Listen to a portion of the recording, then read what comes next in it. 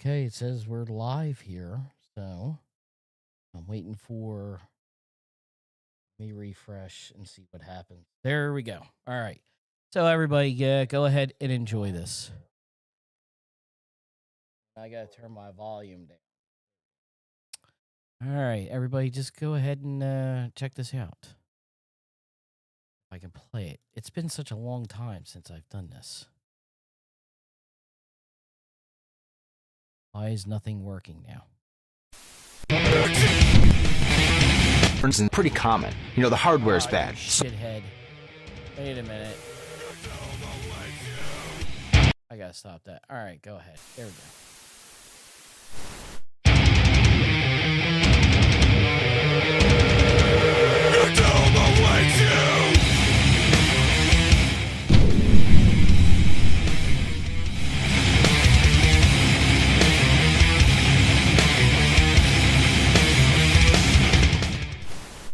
It's for a number of reasons that are pretty common. You know, the hardware is bad. Software is bad. There's no third-party support. There's no killer app. The Dreamcast, on the other hand, had all of those things on the good side, and it failed for a different reason entirely. The Dreamcast is kind of an anomaly in that it's the only failed console that actually wasn't that bad and is very well remembered. You know, no one really looks upon the Atari 7800 fondly, no one really misses Virtual Boy, but the Dreamcast had a lot of fans. The birth of the Dreamcast was supposed to be a new start for Sega. Alright, prior to the Dreamcast, they had management who just couldn't make a decision and stick to that decision.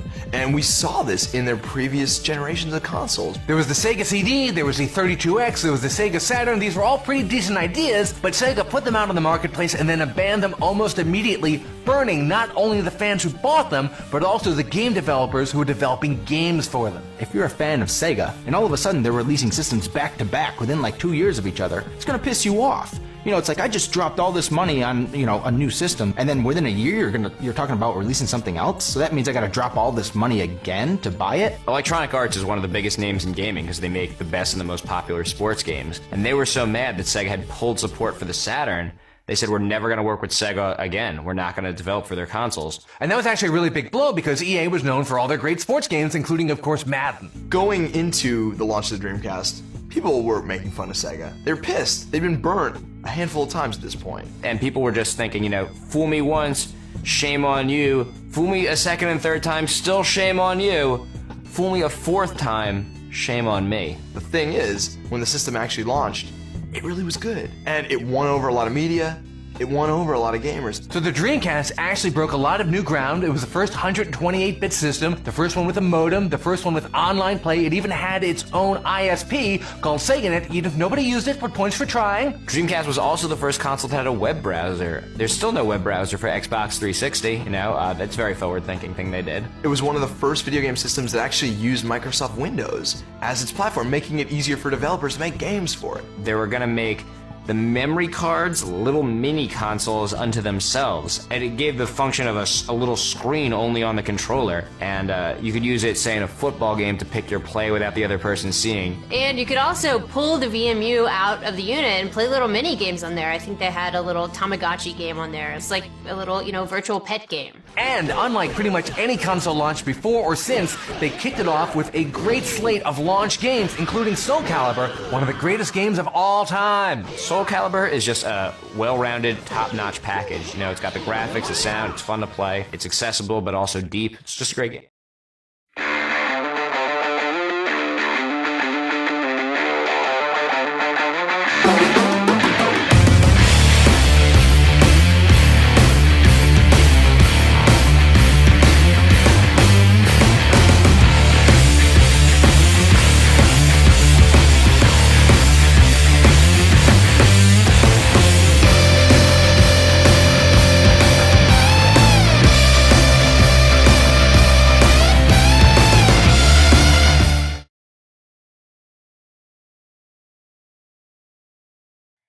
All right, getting back into the things. It's been a while for me. All right, so just give me a break here, you guys.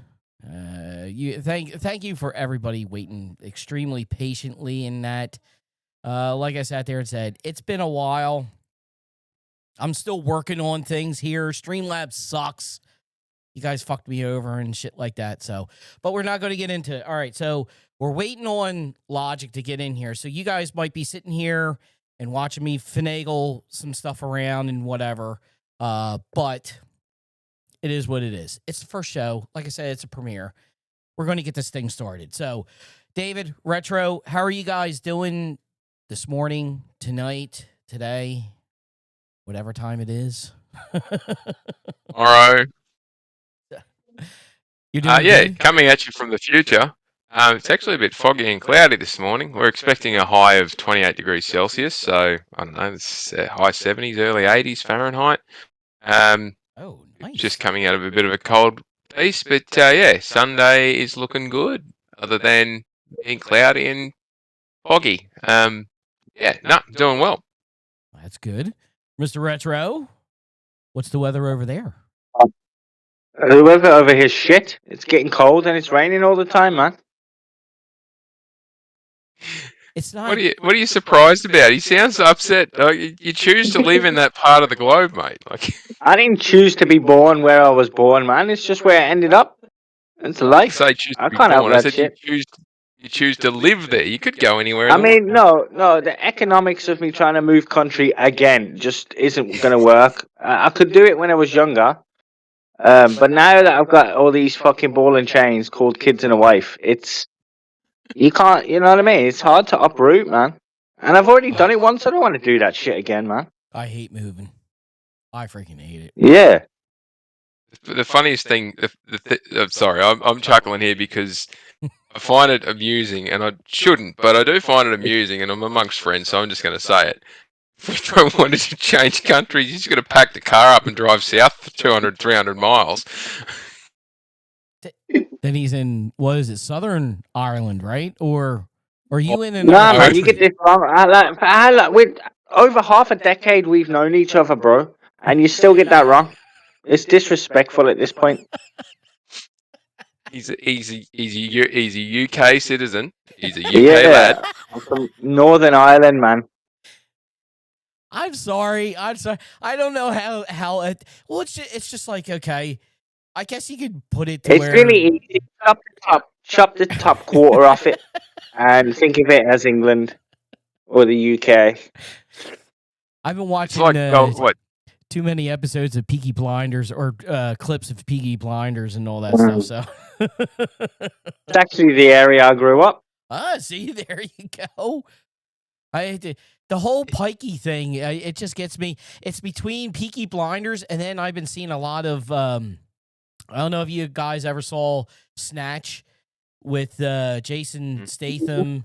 It's like a real early Jason Statham movie. Brad Pitt's in there. He's the pikey, and man, you can hardly tell a damn word he speaks in that movie. But then I'm finding out he did that on purpose. And Guy Ritchie, who directed it, went along with it, was like, yeah, dude, go for it, man. Go for it. So, let's get this going. Because I want to get into this. What I did, you guys already know this. And like I said, when Logiq gets in here, we'll get him. So what I did was I took this whole Microsoft thing. We've been hearing about it for a month with the Asus stuff, and then over the last year, 2 years, that kind of thing. You guys, I talked to you guys at the beginning of October and told you that I had the privilege, the whatever you want to call it, to talk to a gentleman who I put the LinkedIn for you guys to check out. And you did a little bit of background homework on him and that kind of thing. So we're going to take what he said to me, and I'm going to put it into questions for you guys. I already see David smirking because I know what David's going to wind up saying because he's already told me a little bit. So with Logiq coming in here, I got him doing hardware. David, I got you doing the business section. And then Retro is going to take the consumer thing. Retro and I will take the consumer thing because I'm not as bright as you three gentlemen, so I stay away from this shit.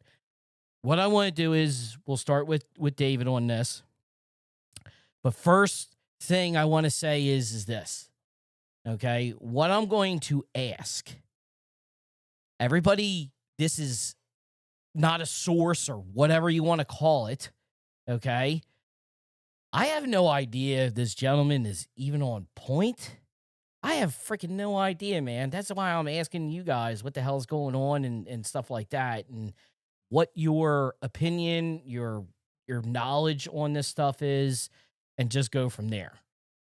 So the only thing I can sit there and tell you is, like I told David in Retro, the gentleman has a lot of money, if you want to say. And David, I don't know if 1.5 million shares is a lot of shares into something. What? Depends what they're worth. I don't know what if that gets you a place, in the table to eat or whatever, but it's Google and Amazon and Nvidia, NetEase, shit like this. Like I told you, the guy makes money, so take it with a huge grain of salt, a gigantic grain of salt. Okay, so let's get into this. All right. So the financial stuff. So I got my notes here. All right. First thing was fucking nerd.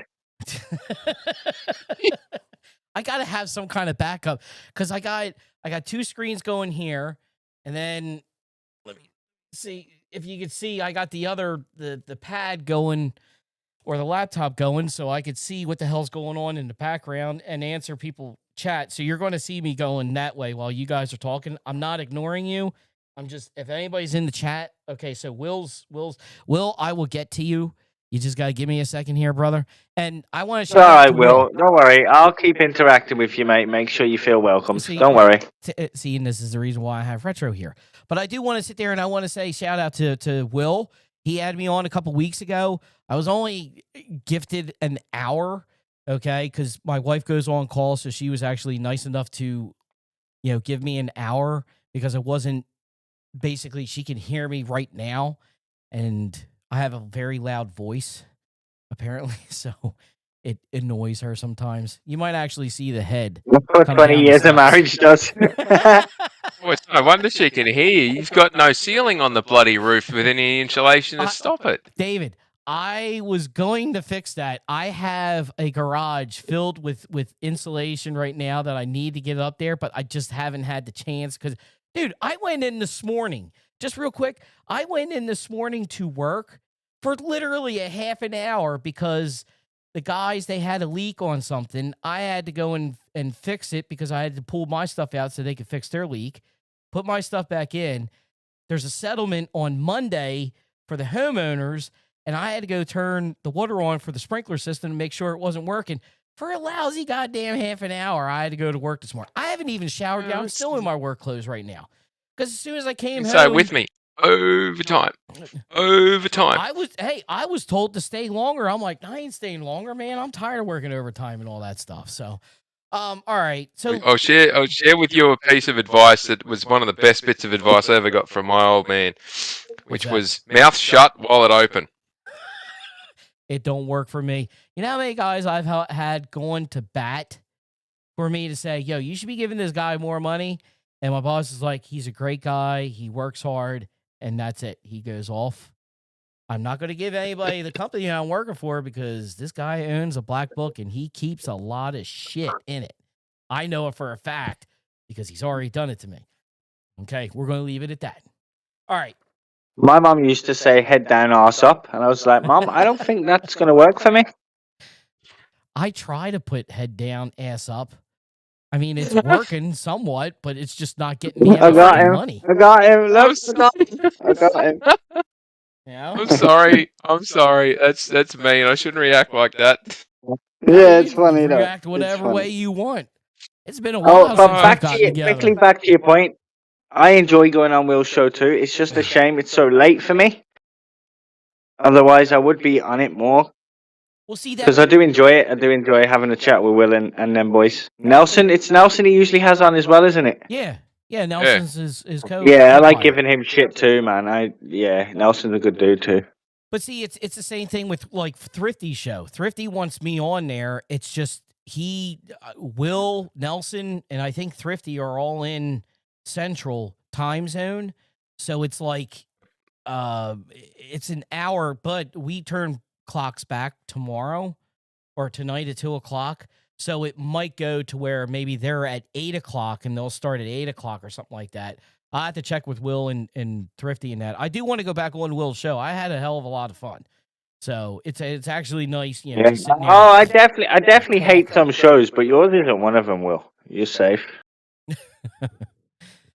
All right, Just keep trying to find time to free up my calendar to get on there. Will you hurry up and ask your damn question, please? Yep. All right, first things first. I was told, all right, so we're going to go Game Pass and its future and financials and all this other mumbo jumbo because David knows money and we're going to the money man. So first thing I want to sit there and say is this. I was told, all right, from this gentleman, if you go back to 2015 and you sit there and you hear what Phil Spencer said, which I actually have it down here, what Phil Spencer sat there and said in 2015. He sat there and said, I want to be able to let people play games where they want to play them and give them a choice. All the games playable across all platforms, all those platforms, PC, console, and cloud net. I was told by this gentleman that was the whole start. See, everybody thinks this has started, what, 2, 3, maybe 4, 5 years ago? Actually, I was told this started in 2015. This was Satya going into Phil and saying, because Microsoft has always been, and you guys, I think, would agree, is they've always been a software company. And this is just a little throw in with the hardware thing. David, I don't know if you can tell me I'm wrong or right. I was told Microsoft has never made a single penny off of its console. And better yet, with the whole Red Ring of Death, I did a little bit of research on that. They have it to where they lost $1.5 billion with the Red Ring of Death. I was told 2.1 because people were sitting there and actually saying, hey, I don't want my console that just, shut down. I want a brand new one. And I want another warranty on top of it. So my thing is this starts in 2015. You sit there, all of a sudden Game Pass gets involved in this because now Game Pass can go, you can play your games on PC and or your console and all that.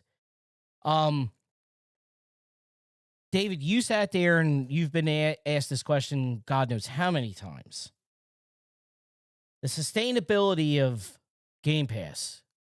Sarah Bond came out and sat there and said they made over $5 billion last quarter for Game Pass. But I don't think anybody's taken really into account everything that goes into getting third-party games. That's a lot of money, right? From the FCC thing, the Suicide Squad, they wanted 256. Oh shit, there's Logiq. $256 million.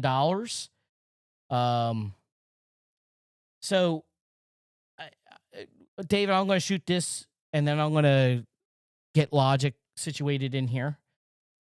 Sustainability of Game Pass. Do you see this being sustainable for the future? The short answer is not in its current guise. However, Game Pass has changed its current guise like half a dozen times in the last 2 years. There's not an awful lot of knowledge around what is this thing going to look like in 6 to 12 months anyway. This notion that go back to 2015 to pin it that a change was coming or a change was happening or whatnot. When the Xbox One popped out and had a really rocky approach. PS4 was storming ahead. There was some other bits and pieces going on at that point in time. Much better global economy. There was an awful lot of stuff happening that was just going well. It's a strange one to say that the pivot was then. They've been changing their minds more often than they change their underwear with some of this stuff, and it's always in reaction to whatever their targets are or whatever their output is and what they need to get to. So if the ultimate goal of trying to find synergies in places and then selling software and whatnot, it doesn't surprise me at all that there's a difference of perspective of who's said what, when, where, and how it gets going. But you can say, like, Retro, myself, and Logiq and others have watched or observed the changes and the flipping and the flopping and all the rest of it for the better part of a decade now, waiting to find out when or how they actually get this thing to move forward. And it's been propped up, subsidized, call it that, because that's what it has been. It's been subsidized by other departments or other divisions within Microsoft for the better part of 7 or 8 years. Since pretty much since the Xbox One started to show that it wasn't going to meet the market point that it needed to. The ending point for the Xbox One wasn't a very high watermark when you look comparing it to its predecessor. But then the way the series consoles have gone as well, it's no surprise that they've been losing money. The Red Ring of Death thing cost them a bundle, but that's just what it costs when you have a product that fails to work. As opposed to producing that's a very different issue to producing a product like a PS3, which costs a fortune to make, and you're having to sell it at a massive loss point just to be able to sell the damn thing. So the PS3, Xbox 360 era, yeah, we had a huge amount of great games and some awesome content and plenty of fun that came out of that. But geez, it cost a lot of money to a couple of big companies for that era to have occurred, and they will desperately not want that to happen again. The outcome of that, and then Game Pass coming into fruition at the same time that Netflix and Hulu and the others actually started internet streaming in an era when YouTube was showing that you could stream stuff, and there were plenty of others coming to the forefront of how can we do this. And then it was less a question of, well, how do I cloud stream stuff, and more, how do I provide a service where you can just do digital downloads, which Steam was showing and PC had been showing was the pathway forward for ages. So having a service with recurring revenue and a changing catalogue of games is sort of hybridizing or bastardizing, for lack of a better term, what Netflix, Hulu, and all the others that were performing, and YouTube to a large degree, who was making a crap load of money off selling subscriptions, premium subscriptions to no ads and all this sort of stuff. How do I get monthly revenue in and then tie that in with selling something and making sure that we're selling it at not too big a price?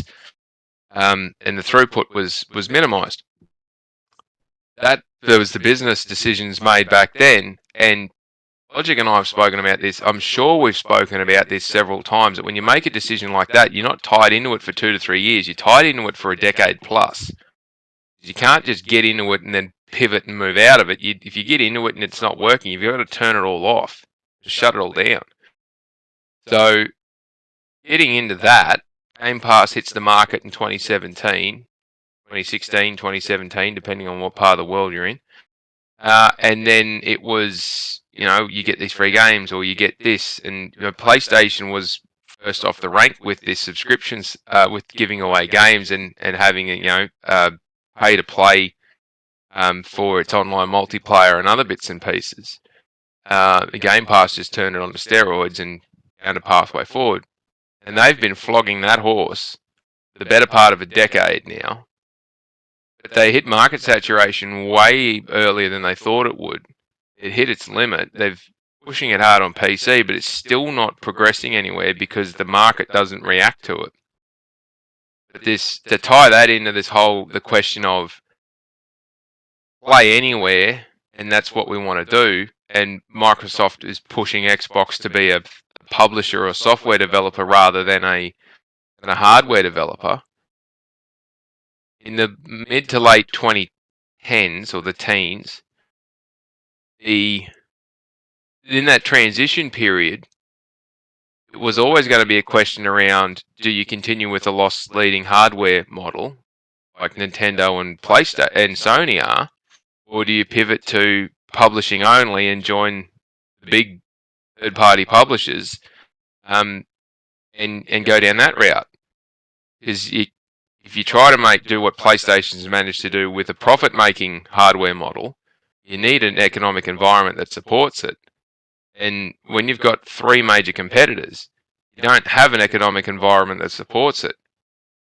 It usually only happens in a 2-horse race, and I can't think off the top of my head in any hardware offering in technology where if you've got more than a 2-horse race that aren't directly competing against each other for the same money, that you actually get products that are profit-making rather than loss-leading. It's always caught back up in the supply software, or it's caught back up in the service offerings or the maintenance schedules. There's plenty of illustrations where you buy say for example a Surface Pro and you get it for $200, but it will only work if you've got the Microsoft products on it. You can't use any other product on it, and you get that at pretty much break even. They've sold you the hardware at a loss, but they make it back up on the service agreement because you've got to have a service agreement to maintain it, and they will sting you big time for it. And it locks you into a long-term funding point. And that's effectively what they've jerry-rigged in, or backdoored into their current circumstance. They're just, the leadership at Xbox and Microsoft Gaming has done such a poor job of getting there. They're trying to jam the Microsoft business-to-business model into a business-to-consumer point. And it's failing to work because they can't get it right. Can I throw this out there real quick for you? Because you were sitting there saying about the profitability. And before I do that, I want to welcome Mr. Game Logic. Thank you very much, sir. Sorry about me being late, getting you a... it's been so goddamn long since we used Discord and everything. I thought you were still in the party thing, so it's my fault for not giving you an invite as fast as I could. But how are you doing today? Before I get to David's, before I ask David his question. I'm good, man. Are you guys able to hear me? Okay. You're coming in beautiful. Yes. You got support for that backdrop, or are you one of the ones that they pulled the support on? My processors are currently supported. Excellent. I like good. Let me throw this. I was told this, David. Okay. Profitability that Game Pass brings in. Sure you've heard of Patrick Mahomes. Yes, Okay. I've heard of Patrick. Apparently, so he signed a $400 million contract for 10 years. I was told the profitability is half that in a year between everything that Xbox and Microsoft have to pay and where money needs to get put in, because, again, and you guys have heard this many a times, Azure, the AI, that is the most important thing. We don't give a shit about nothing else. Yeah, sure, that money's coming in, but it's going back into here. I don't understand. There ain't no way it makes... I'm just going to say this. There ain't no way it makes a profit is $200 million. It got to be more than that. It has to be. It has to. Well, it depends on how you look at it. Okay. See, this is why I'm asking. There will be those who say it's a payment gateway. It's a way of generating revenue, and thus it is just that. Treat it like a payment gateway.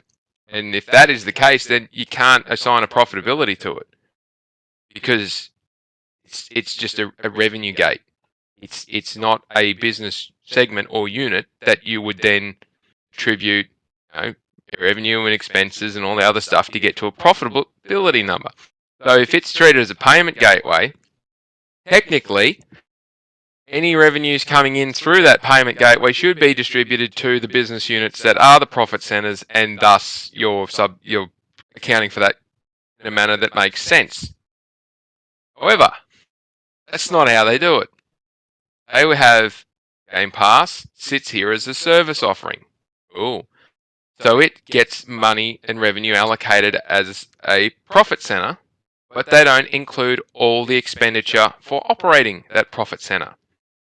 They leave a heap of the expenditure for operating that profit center in the studios, and they leave a heap of expenditure for operating that profit center in the other business segments, being Azure and AI and all the other places. So in cloud services and whatever the professional services things, they leave a lot of those expenditures sit there. Because if they attribute it to Game Pass, it will just die. It will look horrible. It'll make the other ones look great, but Game Pass will look horrible. So it's currently stuck in this zone of, well, there is a cost of operating it, but it's not the first-party studio costs don't get a portion of that. That's fact known. We don't bring in the other the technical costs of operating and providing the storefront in because they sit in the other areas. That's known. All the Azure costs and server costs and all the network costs don't ever get attributed to it. That's known because there's no point attributing something if you're just going to eliminate it out anyway. All you're doing is giving someone work to do that's pointless for how they report their stuff. Now, internal reporting, they may have an attributed point to get to an accountability margin, but that again is subjective to the accountant team or the accounting team and how they want to apply it. But that means that if you want to talk about it as a profitability point, you have to add that stuff in to get, is this thing genuinely profitable or not? Now, it might be profitable to Xbox, which they've said in court documents, and they say all the time, it's profitable for us.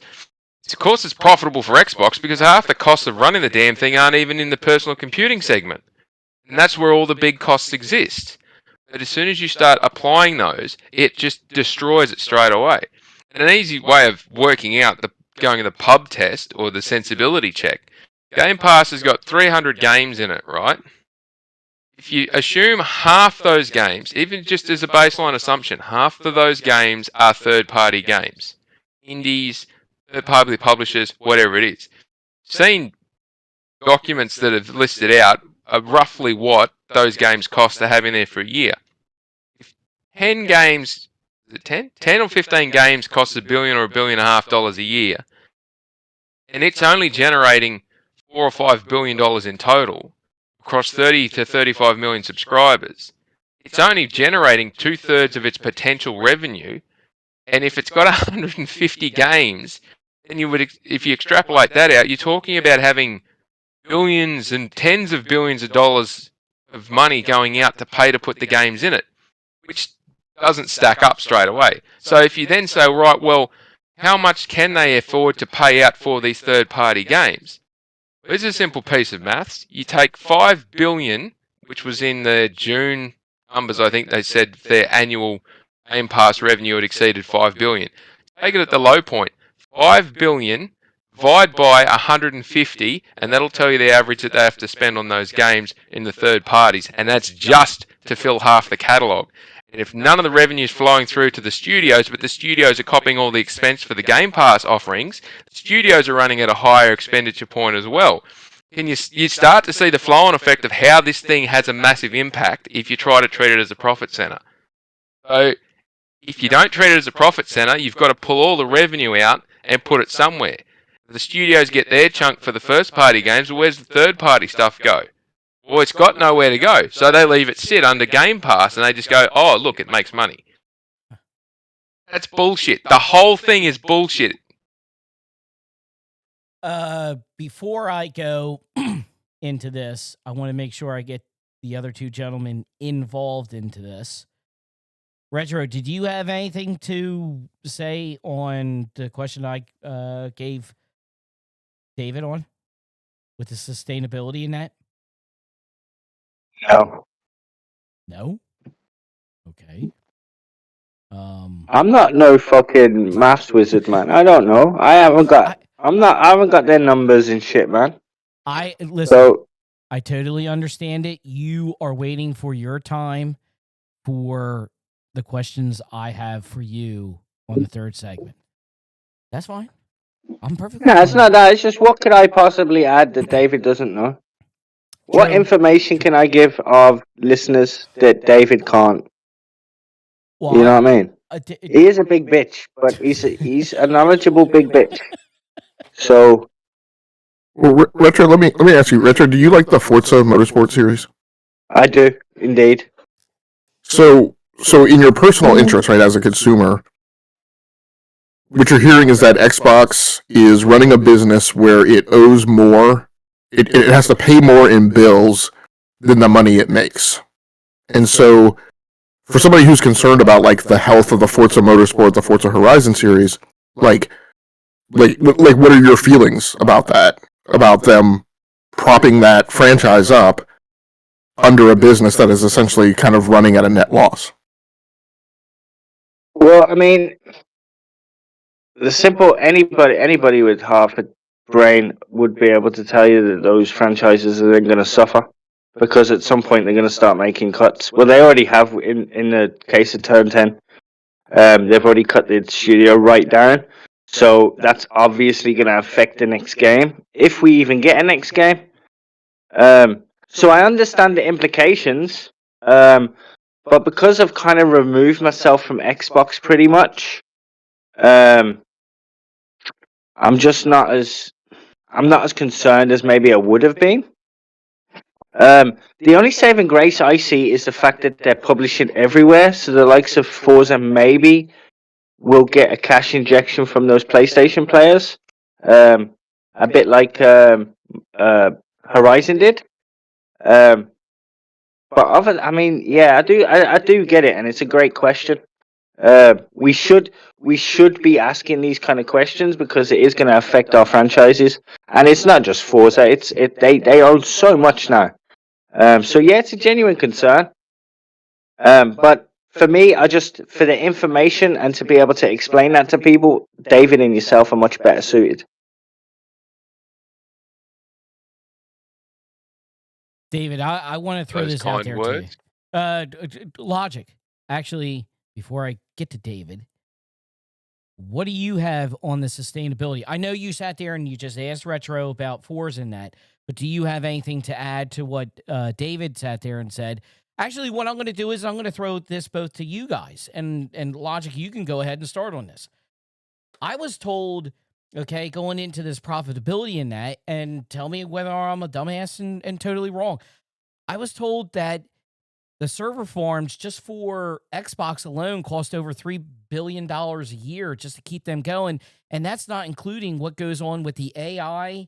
I don't even know. Does the AI and cloud use? Yeah, cloud uses server farms, but it's like $8 to $9 billion they're spending in keeping these servers going, cooling, all this other mumbo jumbo.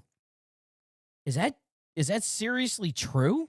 That they're spending that much money? I mean, I get.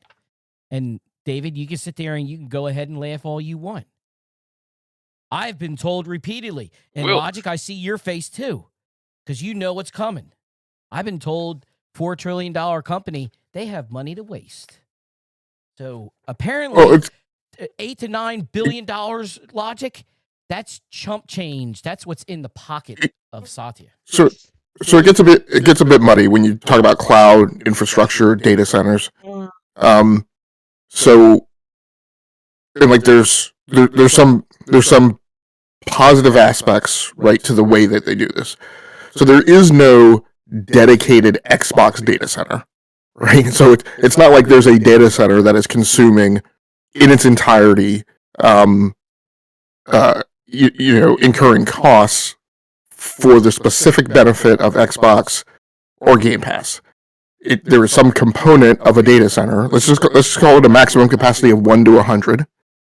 There's some capacity of that data center that services Xbox. Let's call it 20%, right? So at the micro level, that's okay. And what I've always said about Game Pass is there's an aspect of this that makes sense in terms of when you are a cloud customer, you sign up to have that cloud service provider host your workload, right? Let's say I'm going to sign up with Azure to host my Office 365 workload for my enterprise. I've got 200 seats. I've got a bunch of people using Excel, Word, Access, right, and whatever Teams, right, whatever comes along with Office 365. Now, the smart business, and generally where you're gonna kind of be recommended to go, is not just going to buy capacity to manage that workload, based on an assumption of like how much people will use it. You're actually gonna sign up for capacity at varying costs to support twice that workload because you're going to want redundancy. So you are going to have an Office 365 hosted, and I don't remember all the Azure terms because I work in AWS a lot more than Azure, but you're going to have a VPC, right, that hosts your workload in the Eastern geographic region.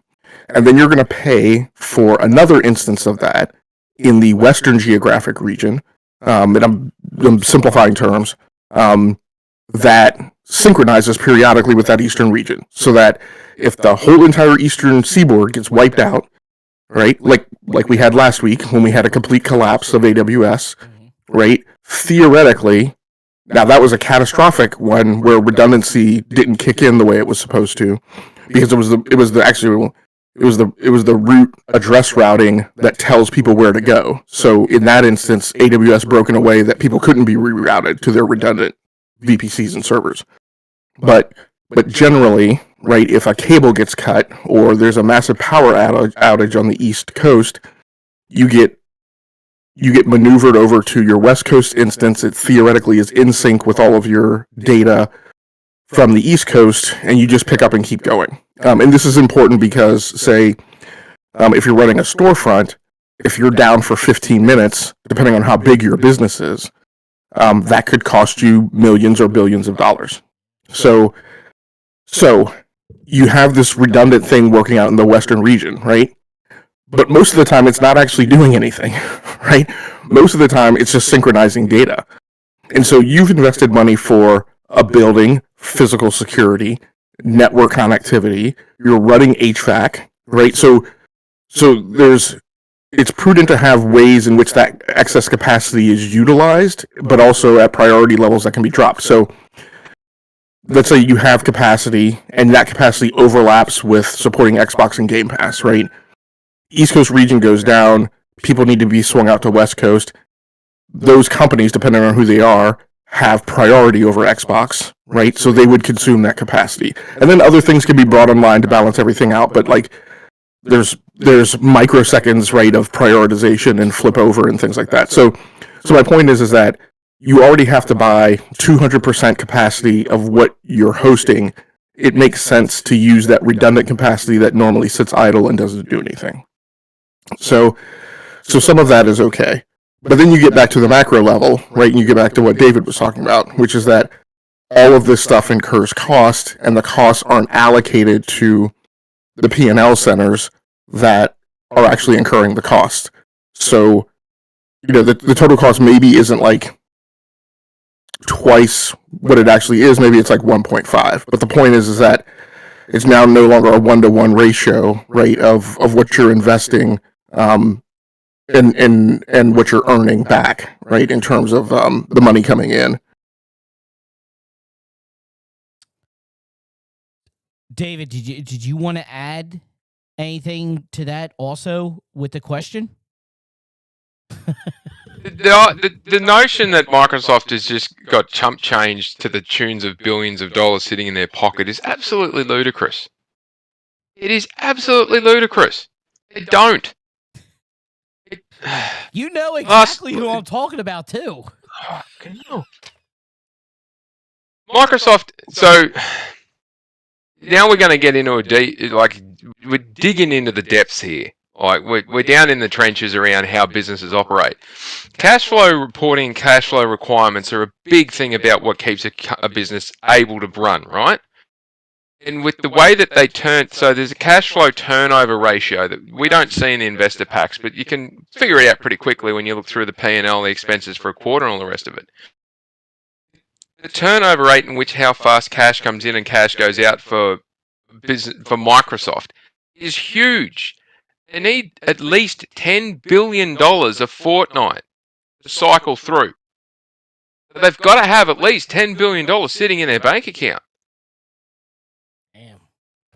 They've got to have that cash available. They've got $28 billion sitting in cash and cash equivalents on their balance sheet now. And they've got nearly $80 billion sitting in short-term investments. Short-term investments aren't cash. Short-term investments are shares in other companies that can be liquidated if you need it done. But it takes 14 to 28 days to do a liquidation. Get those things to actually achieve some value. And then if you're liquidating them at a loss, you're going to cop an expense on your P&L anyway after you've offloaded a heap of assets. But they've only got $28 billion in cash. And when you look through their cash flow statement for the last quarter, they actually chewed $1.8 billion and $1.9 billion more than what they made in that quarter than they were able to generate. Cash flow negative for the quarter. So, and this is not factoring in all the money that they are then pumping out to OpenAI in that respect, because they're not recording all of that as expenditure. They're recording a lot of that on their balance sheet. So there's even more, and that only shows up in the cash flow statement. So there's more cash going out the door in that respect. They actually had to convert some of those short-term investments into cash to then be able to meet their requirements for their cash flow requirements. It's not a secret that Microsoft is looking at a cash flow concern if they don't sort this shit out. It's not a secret amongst investors. It's certainly not a secret amongst analysts either. But they're not in a world of panic, but they're not exactly flush for cash to just whip it out and pay for it. Now, this notion that it costs billions and billions of dollars to run these data centers. There's billions and billions of dollars of costs going out, but those costs are being recovered in the fees that are being charged. You don't see revenue numbers growing at an exponential rate and then have a gap. Where was it? I saw a gap here the other day that they're doing something like, that's what it was, productivity and business process. Their operating income's running at a 62% margin, gross margin. So yeah, these things are costing. They spent $6.8 billion on operating expenses for those bits and pieces. But they made a crap load of money. $33 billion in revenue generated there. Intelligent cloud, which is where a lot of the AI and data center costs in, operating expenses, $5.1 billion, cost of generating that revenue, $12.3 billion. They made $30 billion in the quarter and an operating margin of 43%. They are spending money, yeah, but they're making money hand over fist for this stuff. They are making money in a big way. And this, again, ties back to what Logiq was just saying about the capacity. Sorry, I can't remember the terminology used. It's to do with the redundant capacity and then the multipliers that feed on from that. Customer is copying that plus more, plus more, plus more in their fees. And people, the business, this is all business generated, right? Most of this is direct to business and then business to consumer, is being generated in that recovery point. So yeah, they're spending a lot of money, but they're also making a crap load of money out of it. It's cash flow positive at that point. But this whole point of it's chump change in their back pocket, it's not. If the revenue tails off, they will hack these expenditure points down like crazy. They will not be sustainable. And like put a pin on what David's saying, like that notion that they're a multi-trillion-dollar company, it doesn't matter. I think the way that works for most people who do not understand finances and do not understand business is very counterintuitive to the way they think it works. When you are a multi-billion-dollar company, multi-trillion-dollar company, you are not interested in wasting pennies on things that earn pennies or are actually losing you pennies. Because look at the amount of time that Satya Nadella spends dealing and talking about gaming. look at the 3 people who earn 6-figure salaries 3 to 6 times over, who are employed to make that business run, who have failed to capture market share through multiple ploys. Again, I will tell you, being someone who sits in the seat, like in the top 3 to 5 positions of a company, you get very concerned about paying employees hundreds of thousands of dollars a year for them to not make the boat go. Like, that is $1 million, 1.5 million, right? Maybe 2 million of money that can be expended to do something else. And particularly when you're a technical, what you look at is like, that's 10 engineers I could actually have hands on keyboard actually doing something to make my business go. Then let's get into the $70 billion, right? The $100 billion plus spent overall on acquisitions. These kind of, lame turkey ploys that, like, every time I'm told, well, this will work. Well, this will work. Well, this will work. If you just do this, we'll turn the corner. If you just sell this thing at $300, it'll be okay. We'll sell Bonga and we'll make it up on software. You got people coming to you saying we'll make it up on volume, which again, that's a fallacy in business. You never make it up on volume, right? This is the problem is that you have a business that you're spending a ton of money to make go, that you're impacting other businesses. Is one of the other things that these people don't think about is they don't think about the way politics work. If I have an incredibly profitable P&L center, and I am seated in one of the top, let's call it 30 positions at Microsoft, and I am vying in my career to not only make my own business incredibly successful, but I'm also vying to be the next VP, the next CEO, the next COO. And this guy over here, who's been in his seat for 11 years, has been handed $70 billion, $100 billion, constantly graded on a curve, right? Let's remember the fact that all these guys get performance evals, right? And all of them get ranked. So this guy is getting cheats. He's my peer. Do you think I'm staying quiet about that? Or that I'm happy about that? Or that I'm doing this whole one Microsoft about that? No. No. Maybe I do that for a year, maybe I do it for 2 years, but at a certain point, I go in and I have a discussion with somebody about, hey, I'm doing a lot of stuff to make this company go. These guys are doing a lot of stuff to not make the company go. My Azure P&L center is bearing part of the cost of these guys. And I keep getting told year after year after year after year, I'm going to hit this inflection point. I'm going to start being paid back, and that doesn't happen. Like, those guys made $24.5 billion of revenue? No. The Xbox P&L Center does not get recognition for that entire $24.5 billion. I expect to get some of that revenue recognition, right, on my performance eval. I mean, this is an argument I made right within one of my own companies when I onboarded through an exclusive deal with one of the big 3 CSPs on the planet. I said, hey, time out. If my lab and all the investments we've done and my engineers design technology to make that program or that product go, then I expect some percentage of the revenue that they recognize from selling that to be recognized, right, to be acknowledged for my division, because I get graded based on how much money I bring in. So it's not this. I think people have this concept that it's an open loop, and it is not. It is a closed loop system. It is a quantifiable amount. It has limits, right? It's constrained. So if we make $80 billion, some number of people get credit for making that $80 billion number of dollars, right? Divided 30 ways or whatever you want to call it, right? It's not all kumbaya as people think it is. It's like no one gets to those executive positions by being nice people. Oh, I know that for sure. I really know that for sure. This is the last thing on the business thing, and then we're gonna jump into the hardware. But I want to put this out there too. I was told, and I want to go to retro on this, and then I'll hit Logiq and David. So I was told this, that with the upcoming PS6 It's going to be about a year after the PS6 is released that Game Pass will be on PlayStation and Nintendo. It'll be a stripped down, exactly like what Ubisoft and EA provides, where it's only first party content, no third party or anything like that.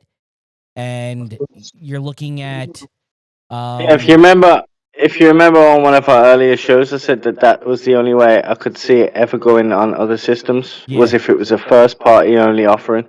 That's it. Because otherwise Sony just will not allow it because then it eats into their subscription service with the third party and all that kind of thing, and then also their subscription service too, right?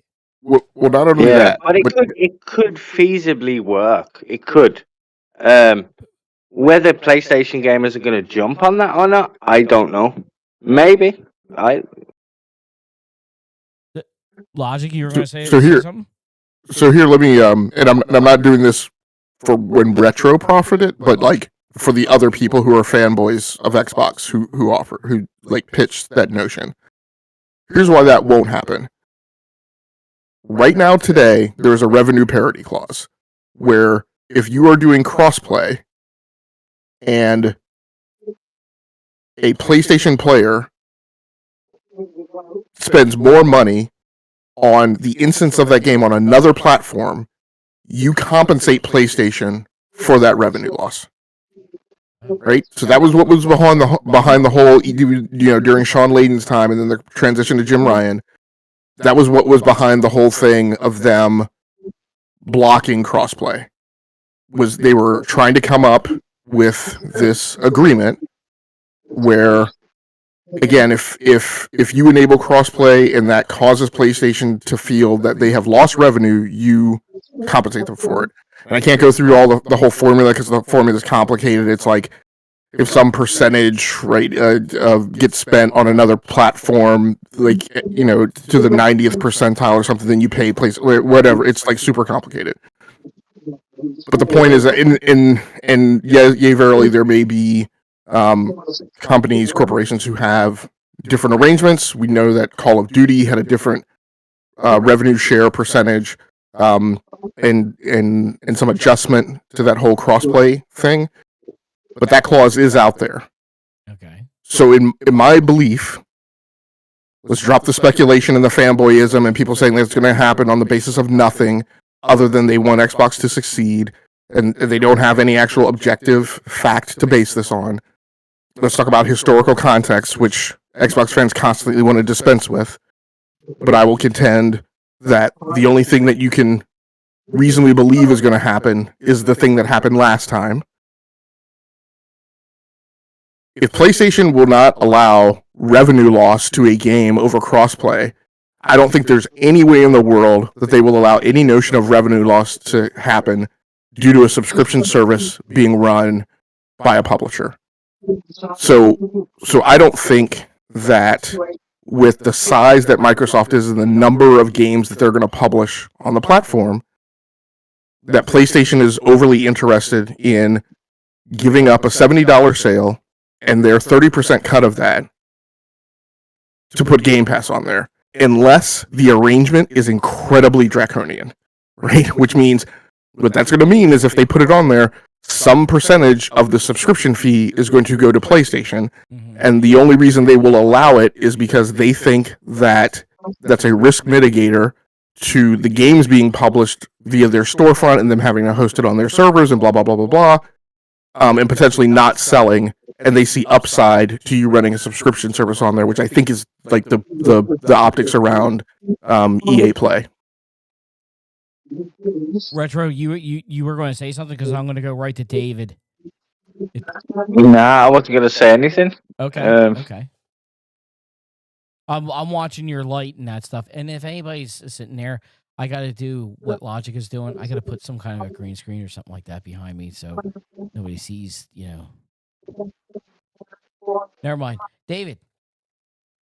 What's your thoughts on Game Pass coming to PlayStation and Nintendo? Very, very similar sentiments to what Logiq just explained. I had a feeling they was going to say that. Okay. But there is one pathway in which I see it happening, and Logiq just touched on it. It would have some serious conditions on it, and it ties in with the different pathway forward, which I've suggested a couple of times about how they can make Game Pass more attractive, but they need to rejig it a little bit. So no first parties. No day and date. If the game's going to be sold, offered as a sale on PlayStation, it's not going into Game Pass day one. No day and date. Right off the bat. Games at minimum must be 12 months old going into that service. They can't put anything that's third party, even third party publishing deal. It can be first party only. It has to be a Microsoft Studio offering. So Ninja Gaiden 4, no, not an option.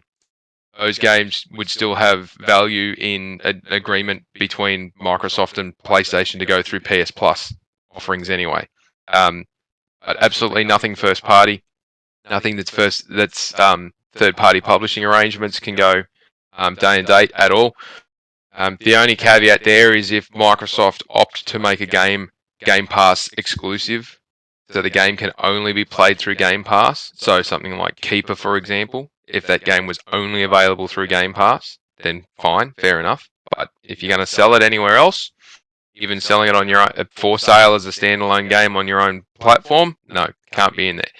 And this is leaning into what Logiq was saying about it's got to be extremely draconian. It's got to be severely restrictive to not hamper or deter from PlayStation in getting maximum value out of third parties selling on its platform. But with Microsoft being a third party on its platform, there's also, there's no input cost there, but PlayStation doesn't want to be missing out on any money here. Which leads into the main kicker. PlayStation probably want 30% minimum of the subscription fee every month. Now that's a decent chunk of cash, and that's a pretty decent caveat on this is how you get it on there. However, that is not outside the realms of doable.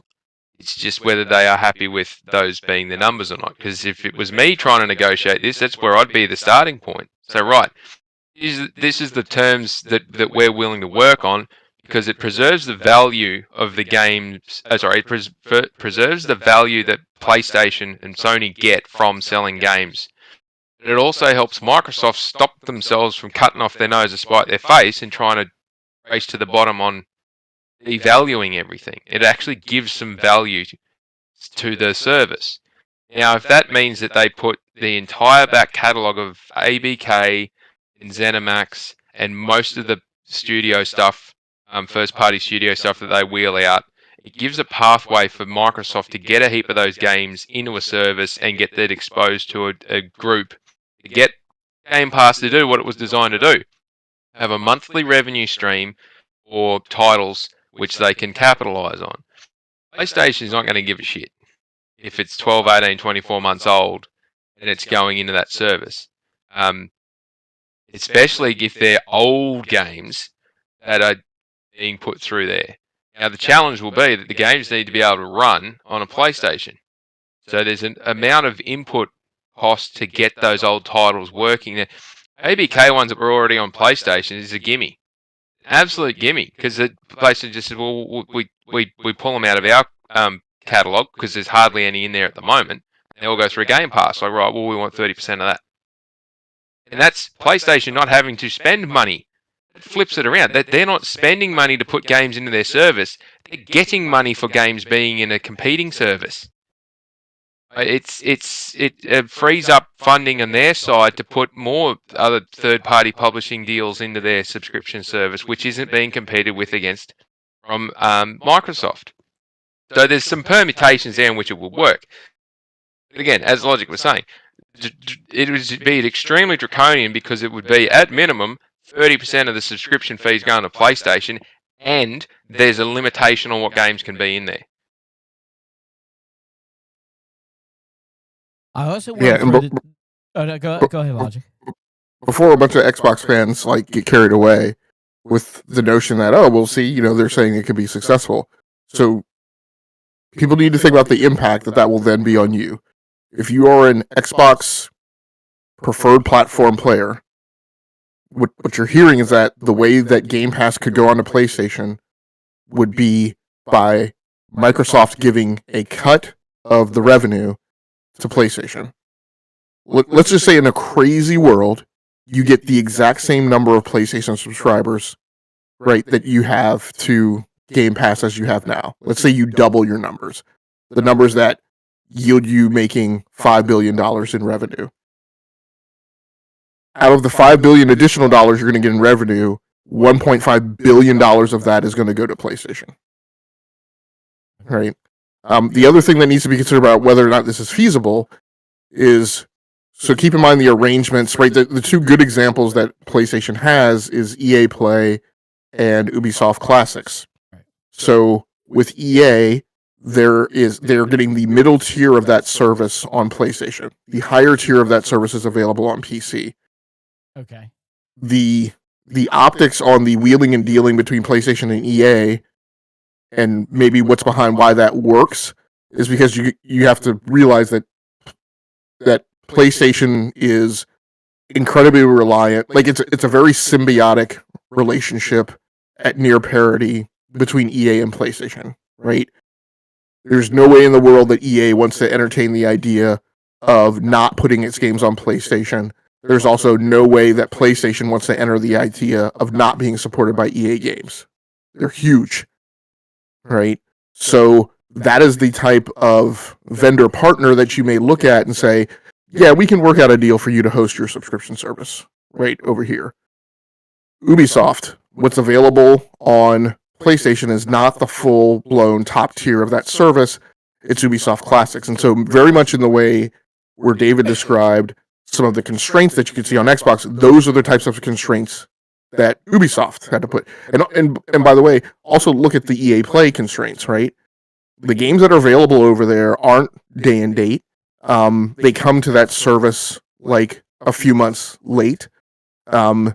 You can continue playing like last year's version, right, of Madden and Football Club and hockey, but you get the other ones late. You do get a discount, so that helps, right? So there's this over-under, right, deal going back and forth between EA and PlayStation. And then at Ubisoft, it's an incredibly constrained catalog that people have access to. So those are the types of things by which, maybe this would work. But at the end of the day, the huge thing is going to be some money is going to come out of Microsoft's pockets, right, and go to PlayStation to enable that gaming over there. But last thing I want to mention, because I don't know if you're moving on from the business section here, Doom. I'm going to be moving on to you, Logiq.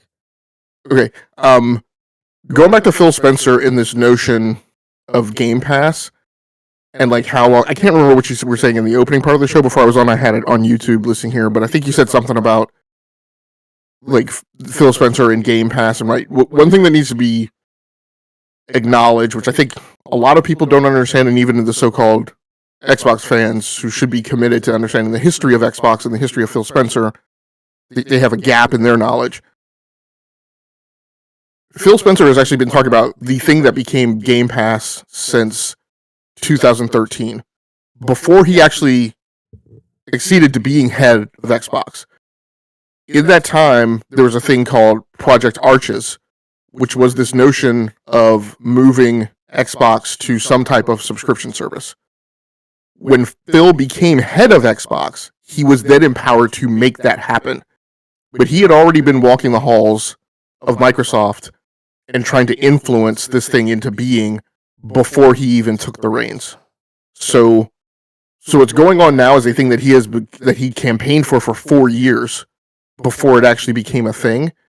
And the thing to keep in mind is he is a person who has been telling people that this would be successful, right, for 4 years.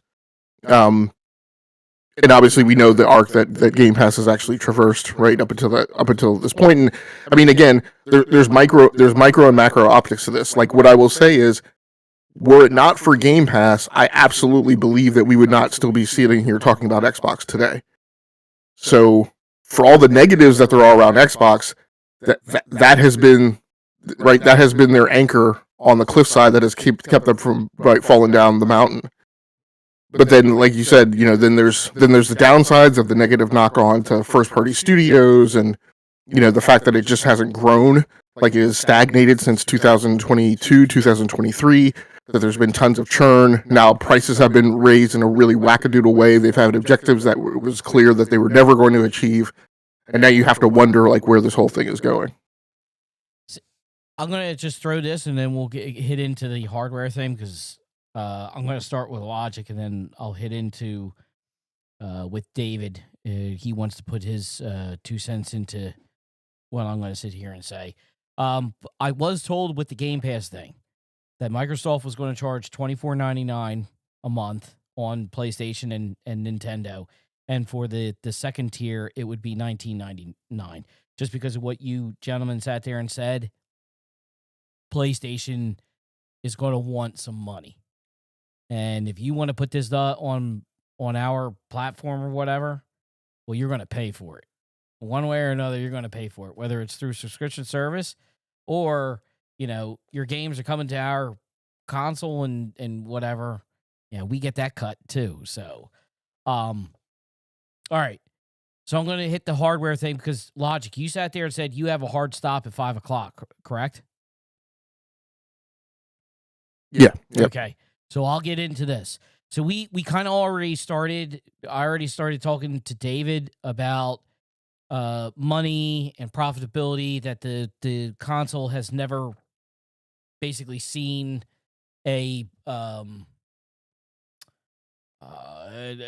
basically a penny or anything like that. So, and I've heard you talk to Brap about this, and Brap sat there and said he does not, or I might be saying this wrong because I have bad memory, but he doesn't see hardware, Xbox or Microsoft, I should say, doing hardware. And I was told from this gentleman that there is no hardware no more. They're getting out of it because they've just never made any money and they're tired of losing money. But what they are going to wind up doing is they're going to do, they're taking the route of what they're doing with Asus. Okay. And hey, we put some buttons on here. We put an Xbox button. We made, a controller look like it has a screen in the middle and everything like that.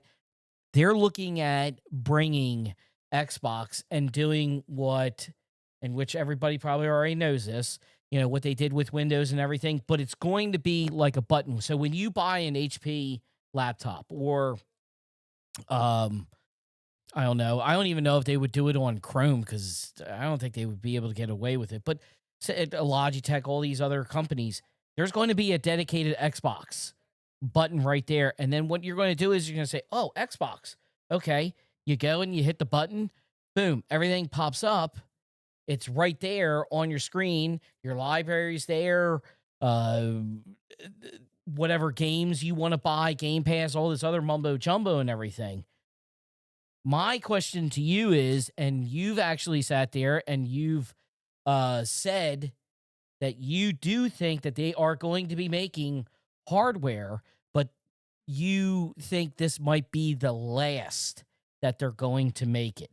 So explain to me, which I've already heard you, but I want you to explain it to me again. Why do you think this is going to be the last gen that they're going to make hardware? And do you honestly sit there and see an HP laptop with an Xbox button on it and it goes right to whatever Xbox thing, feed, whatever the hell it is? Do you see that actually happening? I don't think it'll be a laptop. I think these will be set-top boxes. I don't think, what they've described is they've described that it will be an array of products, right, is the terminology that they use. I think they will have different devices in different form factors. I have not conceived that laptops would be one of them. I think they'll have handhelds. I think they'll have set-top boxes that, or get somewhere in the area of a small form factor, mini ITX type PC case looking kind of thing. And they'll have at least one VR headset, right? Because they have the MetaQuest Xbox edition, and I don't know if they're going to do more than that.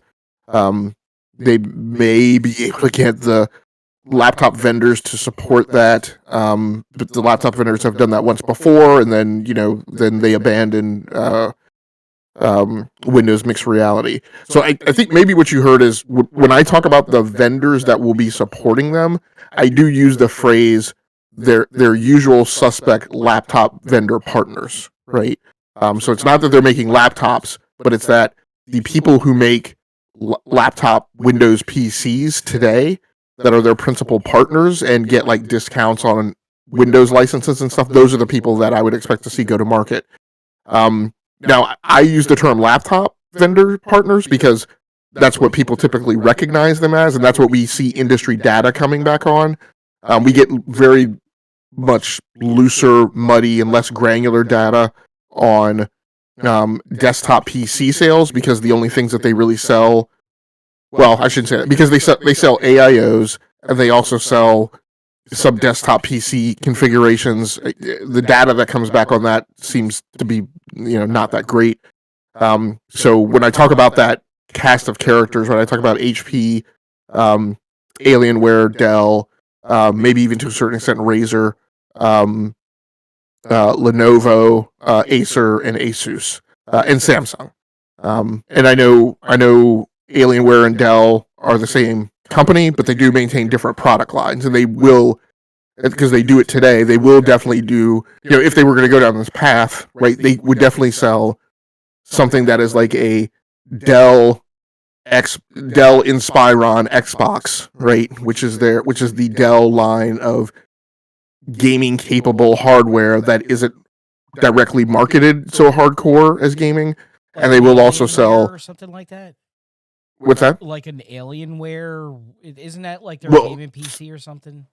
So Alienware is its own brand that Dell acquired, and they do hardcore like gaming stuff with all the RGBs and stuff. But Dell makes a product line called Inspiron that is like their gaming capable hardware. It will typically not be configurable with like the top high end hardware, but it will typically have like through the mid tier of what an Alienware has, and maybe be a little cheaper. So in that instance, when they go to market with gaming hardware, they will typically do like an Inspiron version, but then the Alienware will have its own stuff too. So that's why I separate those two in this discussion.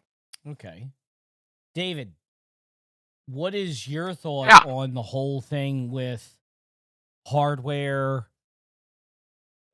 Like I sat there and I asked Logiq, do you see it? Do you not see it? Where's it going? Knows. They're talking about 10 different things at the moment, depending on which person at Microsoft you listen to, and then depending on which influencer you listen to in the tech space versus a gaming space versus I again, Logiq and I agree on a lot of things. We diverge a little bit between tech debt. Logiq's highly knowledgeable on the tech side of it, and I'm probably edge a little bit more with the business side of it and that side part of it. But it's a no-brainer if you've got a brand that you can license out or do licensing deals with, which just removes all that cost of hardware development. Because it's not just the manufacturing cost, it's the marketing and the distribution costs and all the rest of it. There's also the cost of developing it and doing the tech work on it and all that. Like, the R&D piece around it, Microsoft could just not spend the money on it and get someone else to do it, like they've done with Asus with the Xbox ROG Ally X or whatever it is, and now we find out the MGI and MSI and half a dozen others are getting this interface anyway, so that you can play Xbox games on any handheld PC gaming system effectively. If there's some that have got Xbox branding on it, well, that's great, because then Microsoft will get licensing funds from doing that if it's smart enough to set it up that way. But it comes back to this notion we were talking about before about cash flow and cash injections. Microsoft's got a massive demand now to be investing cash in their capex around their AI centers and all the rest of that. They don't have the fund. Like, if the money is going to get a better return there from the investments now, why would they piss it up the wall on a loss-leading hardware that may or may not be any good? Microsoft can just go, well, just instead of spending money, we'll turn it into a revenue stream in. Yeah, it's not going to be potentially as big, but it means there's no money going out. So the argument overall says how much cash in and out is happening here. Cash is king in any business. Doesn't matter how big or small you are. Cash is king. So if they've got less cash going out and they've turned $5 billion worth of development costs into $1 billion worth of revenue, doesn't matter where it sits in their books, that's a $6 billion turnaround at the bottom line on the cash flow statement. That is not chump change. They're going to invest that money. They could take $4 billion of it and put it over here in the capex stuff for the AI piece, and they've still got $2 billion left over to put somewhere else. So there's other projects that are going to get funded. This is the sort of decision making that these top end guys do. This is what it turns out to be. So if it's going to be partnership arrangements, licensing deals, heavily leaning on PC, and that's what I put in the chat. And the notion of what's a console.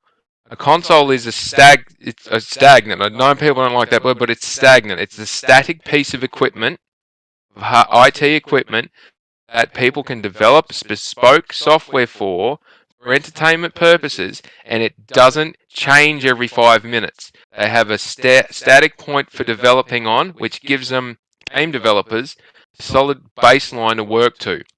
And yeah, they'll develop and refine and get that, and then you'll get this, like the PS4 had the Pro, then the 5 had the Pro. It fundamentally doesn't change the baseline on what they're developing for, but the outputs are improved and the development life cycle is improved and all the rest of it. But you can't swap components in it, and you can't upgrade the damn thing without buying a whole new box.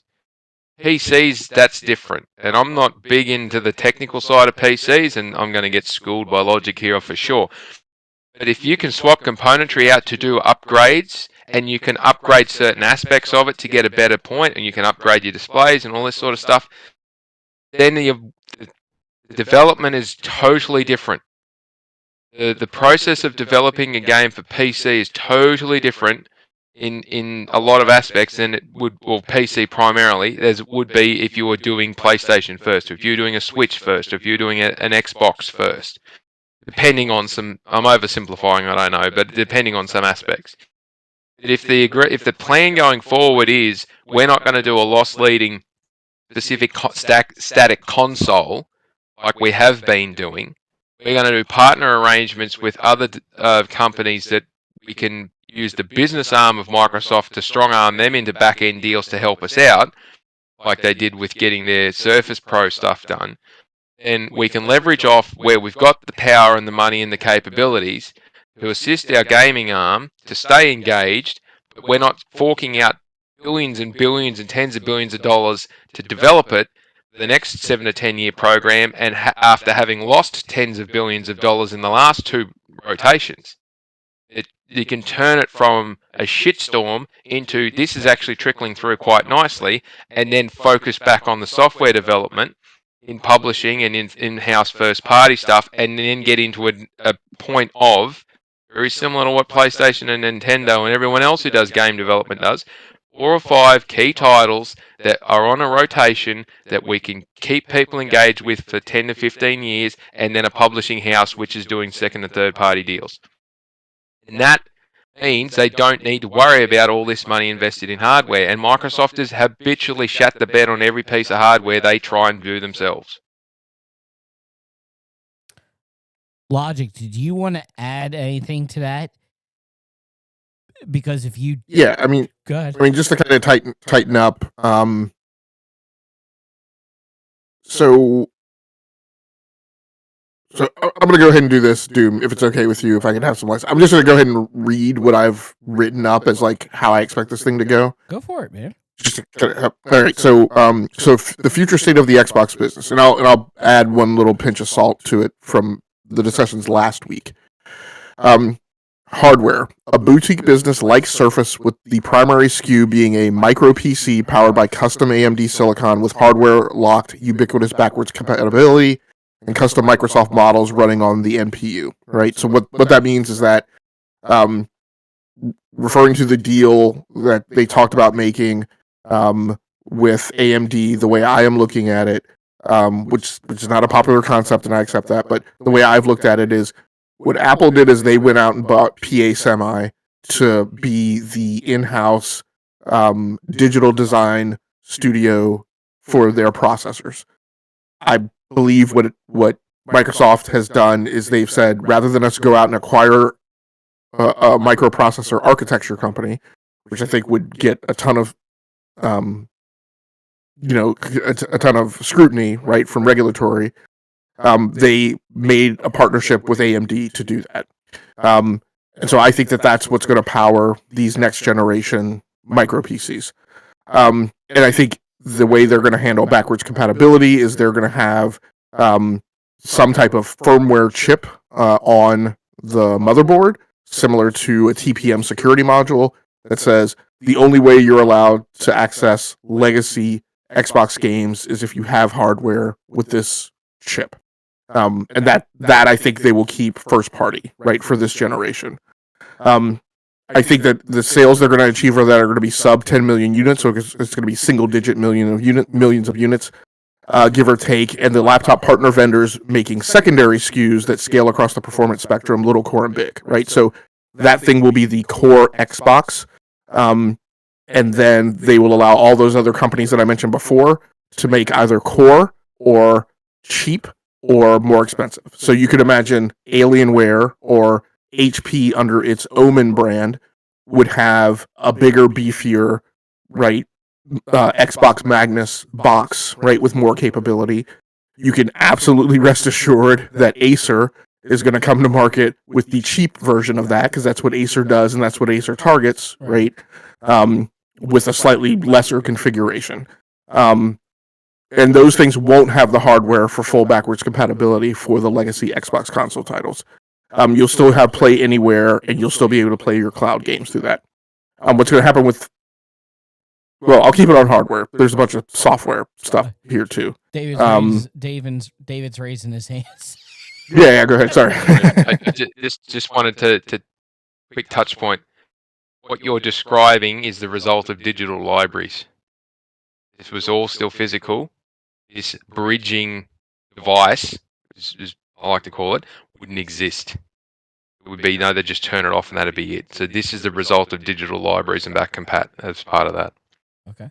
Yeah, I don't think, there's been lots of discussions about, like, well, what are they doing about physical backwards compatibility? I have no idea.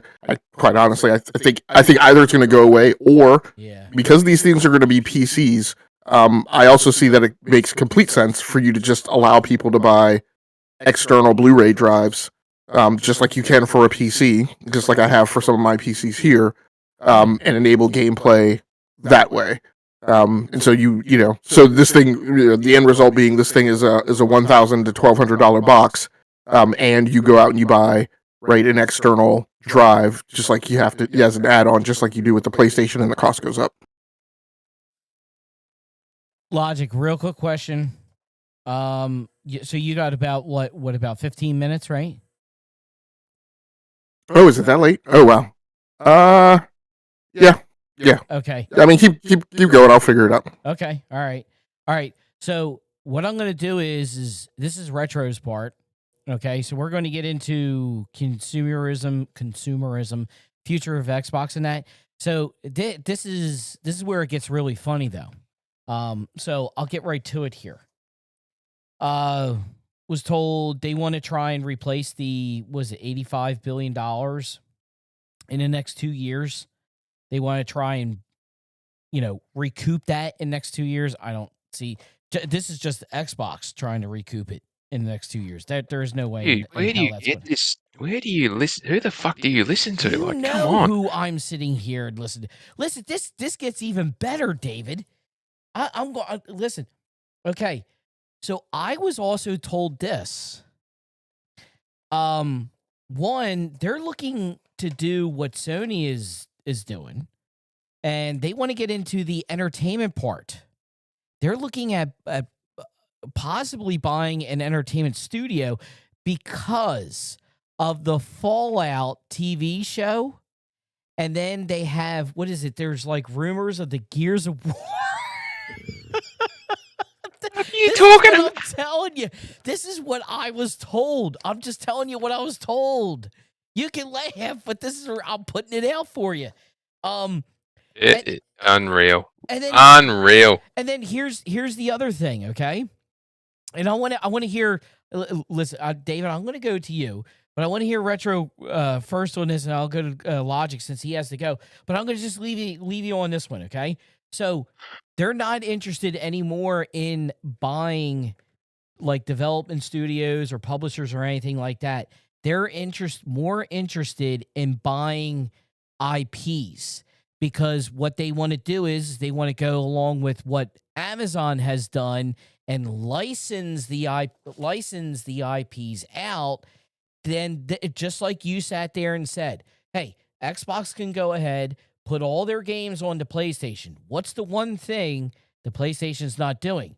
They're not taking the risk if it's a failure or not. So either way, they're not losing money like Microsoft. So they're looking at it like that. If we own the IP, they did it with Rare. That's why they went with Bethesda. That's why they have Activision. But they're looking at buying some other IP. So just a question: Go ahead. How do you buy an IP without buying the studio? Like you can. It's. I mean, there's arrangements that can be made, but like in this environment, unless a studio is planning on getting out, or maybe if People Can Fly owned IP. Which I think they did. I think they owned the Painkiller IP, and I think they did license that out because the new Painkiller is not a People Can Fly game. But like, unless you're a studio on its last legs, and if you are a studio on its last legs, you probably don't have an IP that would be worth buying to make a movie or a TV show out of. Like, it is a entirely brick-brained concept that whoever flouted this has flouted. Listen, this is. I totally agree with you, Logiq, okay? And it's like you would have to buy the development studio in order to get that IP if they own the IP. Like if they would go and get what's the company that does Cyberpunk in that? Shit. I can't CD Projekt Red. CDPR. Yeah. They would have to buy them, and then they would own Cyberpunk. They would own The Witcher rights to the video game, because it's actually like but this is the reason why I'm asking you guys. It's I don't know. This is what I was told. So as a for instance, right, let's go back to the original old THQ. So in the original old THQ, they got themselves into Extremis, and they auctioned off a bunch of their IP. Okay. And out of that, you wound up with publishers and studios owning IP for franchises, that previously they hadn't had. So you can sell off IP, right? Obviously, and let people go. Like PlayStation could, and PlayStation and Microsoft do this all the time, right? They sell an IP back to a developer who did work for them, but the arrangement was that the studio owned the IP, or like Kojima, right? Who owns the Death Stranding IP, but has a publishing deal with PlayStation. But then when that game leaves PlayStation, he's free to go make other deals with other publishers to put it on other platforms. Mm-hmm. So it can be done. But what I'm saying is as I quickly, and granted in like the 30 seconds I've had time to give it thought, I can't imagine any studio right now, any standalone studio that's not owned by a publisher. And by the same token, you had you have instances where you have studios in their IP owned by a publisher, and the publisher, for whatever reason, is allowing that studio and its IP to be purchased right by a larger publisher. I can't remember what arrangement that was that just happened last year. But like those things do happen. But here we're talking about Xbox, and we're talking about if you're going to do this, you're going to make a big play, right?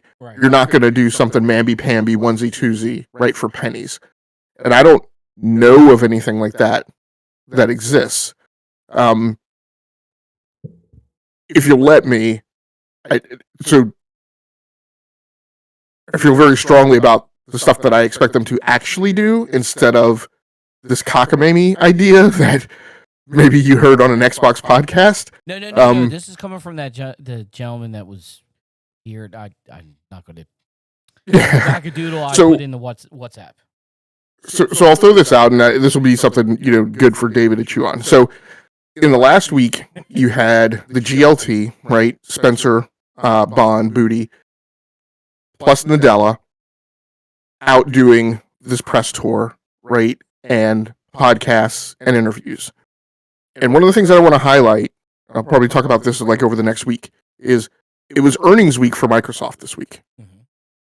You do not have executives. You do not have the CEO going out and doing pressers, right, and spots when it is earnings week, unless there is an imperative need to get a very strong message across. Earnings week is full of dress rehearsals, sync meetings between big executives, making sure that their voice tracks are harmonized and the same, doing murder boards where, people dream up the questions that they're going to get asked from investors to prep them. It's going over the earnings slides to make sure that they have the right message. It is, it is last minute data calls, because out of those murder boards, maybe they get popped a question and then the CFO is like, we don't have the answer for that. Like, it's a busy week.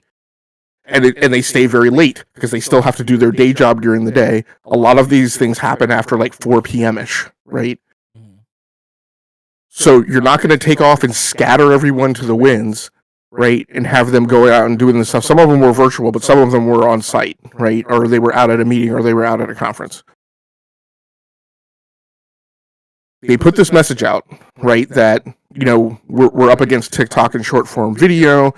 Sarah Bond's statement about the hardware and what's coming next. Booty's statement, Spencer saying we're not done with Forza Motorsport, and like all these other things. And then Satye's comment backing Booty up and talking about the other type of content that they have to make, which I've gotten pushback about this, but I'm like, look, the CEO sat on a thing and said, we have to make different types of content. Right? What that means is not doing the same thing that they've been doing this whole time. Right? I had an argument with a person who said, well, they're going to ride out on the Game Pass price increases, and they're going to continue pumping out the same types of games that they had before. I'm like, that is what they have been doing, and what they said this week is that is not successful. So why in the world would you think that their intention is to do the same thing? So here's what I think is coming next. The type of content that they need to make in order to, right, and part of this is also them saying that they have competed in the console space and that has not been successful. And so part of the reason I believe that they departed from the norm of where they would normally be and what they would normally be doing during earnings week was because the Bloomberg article came out and said that they were pushing for 30% margins on Game Pass. And I think there was an imperative to get out in front and be publicly seen and voice track to investors that is not just a willy-nilly made-up 30% margin thing, but that there's actually a plan. And that the plan is not just to repeat the same crap that they have been doing that has been unsuccessful. In order to defray the questions that they have already been getting for years about why in the hell are you guys investing billions of dollars to make this gaming business go when it doesn't make sense? So I think what they voice tracked this week is that their intention is going to change, and that they are going to start making content that is low cost, can come out frequently, drives tons of engagement in a games as a service, allows them to heavily monetize consumers, and cuts costs on production to get to what Amy Hood has described as a software annuity, which means yearly, some of the people that I've been arguing with, and a subscription service. And that is not what Forza Motorsport looks like. That is not what Halo has looked like. It looks like something different. What I believe it looks like is something that is much more akin to something like the MiHoYo universe, right? Which is low-cost content, not high production value, right? Uses them. I don't think Microsoft is going to do this. I think they're going to use UE5 because that painting's on the wall. But the point is that they use a graphical style in Genshin Impact and Honkai Star Rail and Zenless Zone Zero. They use a graphical style that stands the test of time and doesn't require a ton of LOE, right, to keep touching it up. And that these games are going to come out. They're going to be heavily monetizable. I think, for instance, a Forza that you might see. This is also part of the argument that I had with these individuals who tried to quote me the history of Forza, which they don't know and they were incorrect about. Xbox did this before with Forza Motorsport 5, where they had tokens where you could buy cars for cash, right? They didn't use in-game currency. and then they came right back and reinstantiated the token system after getting pushback and removing it. They circle back at the tail end of Forza Motorsport 6 and put tokens back in it. So they have done this before. So, for instance, of what this might look like is you might see a Forza Motorsport that looks more like PlayStation's, what was it, Gran Turismo Tour or whatever, or Drive Club. GT Sport, yeah. Yeah, which was, or maybe it was Gran Turismo Sport. But the point is that, which was something less than the number, like there's like 300 plus cars, right, in Forza Horizon. But you might see something that is free to play or very low cost that gets you like 20-something cars, 30-something cars, whatever. The core cars, right? Because I can imagine, I've played this back in my head. I can imagine Phil Spencer, right, saying, well, we looked at the data, and the truth of the matter is that for the level of effort that we put into making 330 cars in Forza Motorsport and Forza Horizon, we looked at the data, and the fact is that our players only drive like the top 15 cars. Right? So what we're doing to give you better value is we're going to allow you to onboard into Forza Motorsport either for free or for a very low cost. And we're going to put those top 15 or 20 cars in the game. And then if you want to pay more, you can to access those other cars. But you don't have to. I'm not pointing a gun at your head. I don't have anything hidden behind my back. Right? These are some of his favorite Phil Spencer terms. I'm not doing sleazy corporate things to you to make you play the way I want to play. When in fact I am actually doing sleazy corporate things to you, right? Right. And that is the way, right? Because again, you look at Genshin Impact. You even look at the David. You liked it when I posted it on Twitter. This NBA Run game that's coming out, and the voice track in that is kind of the same thing. Although, like there's a little more emphasis on like content and play, but the point is that there's a big industry push for people who find it difficult to compete and people who find it difficult to go up against the big AAA giants to offer that to people, because that may be the only way that they can get them to play their games. And I think that's what Xbox voice track this week. I also think that, as for instance, when I go back to Forza whatever, like you sit down to play Forza and, controller managing cars in your garage, the open world in the Forza Horizon, you manifest in a hub, then you got to go to the map, pick out where you're going to go, drive to it in the open world, right? That is not the thing that allows you to compete against TikTok and short form video, right? Because there's a bunch of friction on the front end. It's enjoyable friction, but it doesn't work very well if you're trying to compete against those forms of content. It doesn't work very well on a phone. Yep. So I think I use Forza Motorsport, Forza Horizon as the guinea pig, right, as the example use case, and people flip out because it's a beloved series. But I'm like, one thing I will say, and I said this on Twitter, I've been studying Microsoft as a corporation for over 20 years. And one thing you have to learn is that sometimes they lie, but sometimes they're telling the truth. And it takes literally a decade of studying them and seeing the examples of when they've lied and haven't executed, when they've told the truth and when they've executed, and to be able to start being able to tell that difference. This is one of the times this week where they were telling the truth, and they are going to shift how they are executing. Because it is the same voice track that they had for Windows Phone, and we didn't believe them then. And those of us who didn't believe them were left out, right, with our PPs hanging in the wind when they actually shifted what they were executing to, because we chose not to listen to them out of fandom.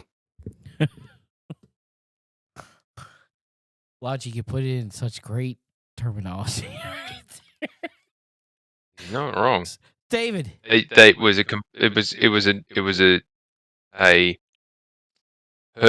a purposeful mind effort for those individuals to front up in multiple different areas and effectively repeat the same thing over and over and over again. It was it was purposeful. It was determined. It was there for a reason.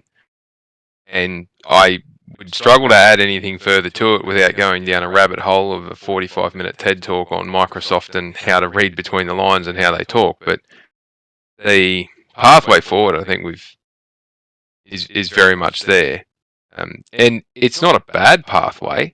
They just need to front up to it. But if that's the way they want to take it, then that's fine. But there's there's money to be made in that, but there's also a totally different consumer base that they're going to be targeting. And they're not going to be starting from pioneers. They're going to be starting from a decade behind those that are leading it. And it's no different. All four of us have had this conversation multiple times. I vividly remember a show that I was on with Retro, and we hammered this for hours. We were talking about when buying ABK and buying all this other stuff. How do you get Game Pass to work? You had to be pumping it full of content at a cadence that was at a ridiculous rate of nearly a game a week or a game every 2 weeks, depending on the size of them. But they were going to be small games, quick to finish, fast turnarounds, fast to get up to speed on, and they had to be building them in-house because it was going to cost them way too much money to do them externally, or you'd be looking at $100 a month subscription fee. And that was pre-COVID we were having that conversation. Because it was just around the time they just bought ZeniMax and they were just trying to buy ABK. And it was like the highs of what's going on here in terms of money making is not going to sustain in the future. Is spending all this money on something and the guts are going to fall clean out of it shortly. And this is how they were going to do it. And we could see the writing on the wall back then. It was 5 years ago. And, Logiq will back me on this. It takes time for these big companies when they make a decision to pivot. With a sizable pivot like this, you need at least 12 to 18 months to even get the thing squared up on how you're going to do it to then be able to talk about it. Some of the things we're seeing now, these decisions were made 2 or 3 years ago. Yeah. And we're just starting to hear about how they're going to flow through. And Microsoft is really, really good at sticking their foot in it when they don't want to say something. And we've seen that before. You'll have Sarah Bond and Phil Spencer having the same conversation 10 minutes apart in different parts of the world, and they're saying totally opposite answers to the same question. That's when you know they don't have an answer. They don't want to talk about it, or they don't know what they're doing. They come across as very disjointed. When you get ones like this week, on an earnings call week, when no bad news can be spoken about at all, they need to be on the front foot in the narrative. They need to control the narrative. They've been in a room, they've been briefed, and they've been hammered on the talking points. They would be able to recall it better than most movie actors could recall their script lines or on a theatre. They have been absolutely pumped on this thing because they've all got massive skin in the game. They all get paid in shares. You saw the Satch's bloody pay pack at $92+ million. He's only getting $400,000 or $500,000 in cash. The rest of it's all in share options. And they vest at a point in time. He's got they hold them for a period of time before they can sell them. They turn into actual shares and he can sell them. That's American companies do this a lot. I don't necessarily think it's the smartest way of doing it, but they do it. They give all their big executives share options as part of their pay packets. And they have to hold on to them to a certain point in time, and then they can sell them after that period of time. That's how the whole Enron thing came about. They start making up stories to pump up the share price just as they're about to get a massive packet of shares come due, and then they sell them off and move on, and the next one comes in and the market falls apart for them. There's rules against that now to stop that from happening, but it doesn't stop executives from saying things in and around the truth to be able to keep the share price pumped up. So that's why you never notice that they didn't talk about shutdowns and all that sort of stuff the last time they did the big layoffs until after the earnings call had happened. It was a week after the earnings call. And everyone was up and I was like, how could they have been performing so great and then all of a sudden they tear everything down? And like the price rises came out, they had the data to know they needed to do those price rises. The stuff we were looking at this week, they had that week after the end of the month of September. In the first week of October, they saw the data and went, we got to crack the prices up. They knew that was going to happen probably back as far as April or May, that if the September quarter data was in this range, then this was going to happen. Get out and get it done quickly so that the bad press can happen, and then we'll get out and do a media tour and we'll talk it all up so that the big things that drive up the price to keep us rich aren't affected. And gaming hardly ever got a mention. When they did ask about it, it was flippant throwaway lines about, yeah, we're invested in, we're going to do this, we're going to do that. It's just talking points. So, anyway, yeah. Okay. I got more. I just got to step away for 2 seconds. Sorry. Go for it. Yeah. Hey, I actually do have to drop off, guys. So thanks a lot for the show. I appreciate it. Logiq, do me a real quick favor because I can't do it in the description. Give everybody where they can follow you and that, and make sure you plug your show tomorrow night too. For anybody who wants to follow me, you can just follow me on the Rounding Off Infinity Gaming channel on YouTube. You'll figure out everything from there. Logiq, appreciate the time and everything. Have a good one, and we'll set this up for next month. Appreciate it, brother. Thank you very much. See you guys. As Logiq's going in that, I do want to make sure everybody understands this. Okay, so in the description, you're not going to see, just real quick, you're not going to see links and that kind of thing. I don't know what the hell YouTube's doing, but apparently I had to put my license in, okay, in order for me to go and put, like, social media and stuff like that into the description for people to link up to it. So it's a 24-hour process. I don't know what the hell's going on with that. I've never had to do that before. All of a sudden, I guess they changed something. And bam, there we go. So, and then you guys can see me on, wait a minute. You guys can see me on 2 screens and all that stuff. So I'm leaving it like that. All right.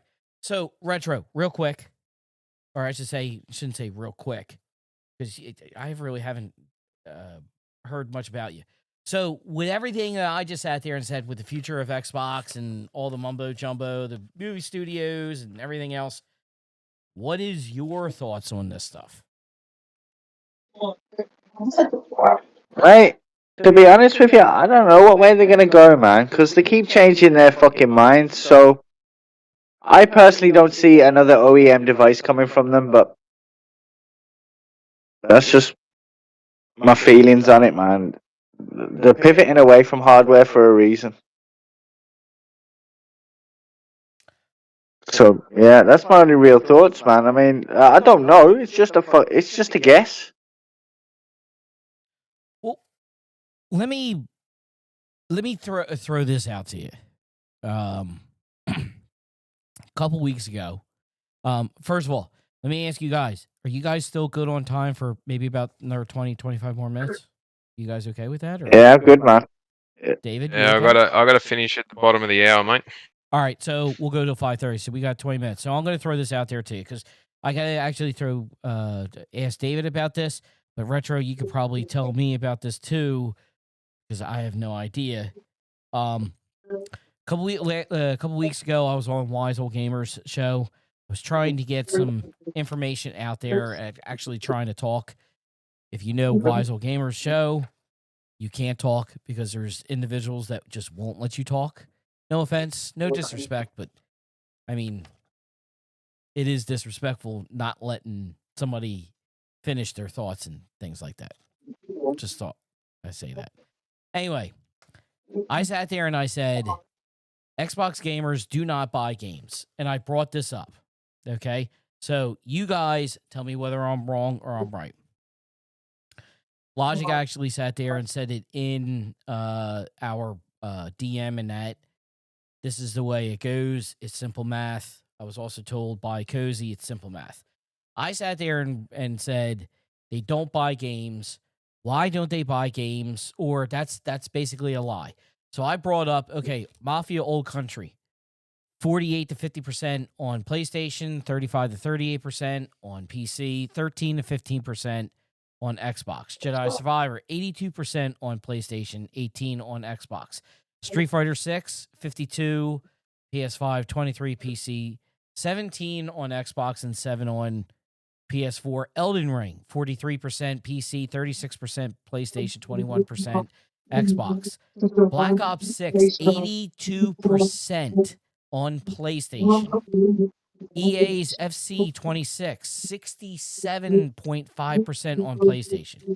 Okay, so what I'm getting to is I was told because Xbox has a lower install base. There's 30, we'll say between 25 to 30 million Xbox players.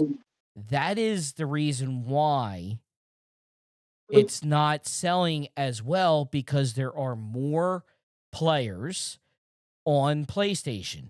when PlayStation technically has, we're going to, and most of that is PS5 numbers. So let's just say 80 million to 35 million. Mate, it is certainly part of the reason. It's It's a part far of the from the reason, only okay. reason. Game Pass has a lot to do with it as well.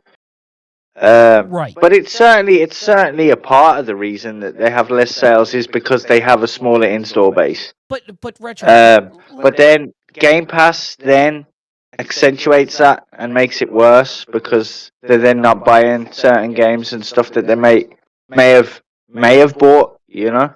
But Retro, let me throw this out there to you, okay? So Mafia, Old Country, Street Fighter 6, Elden Ring, EAFC 26, Jedi Survivor, those games are not in Game Pass.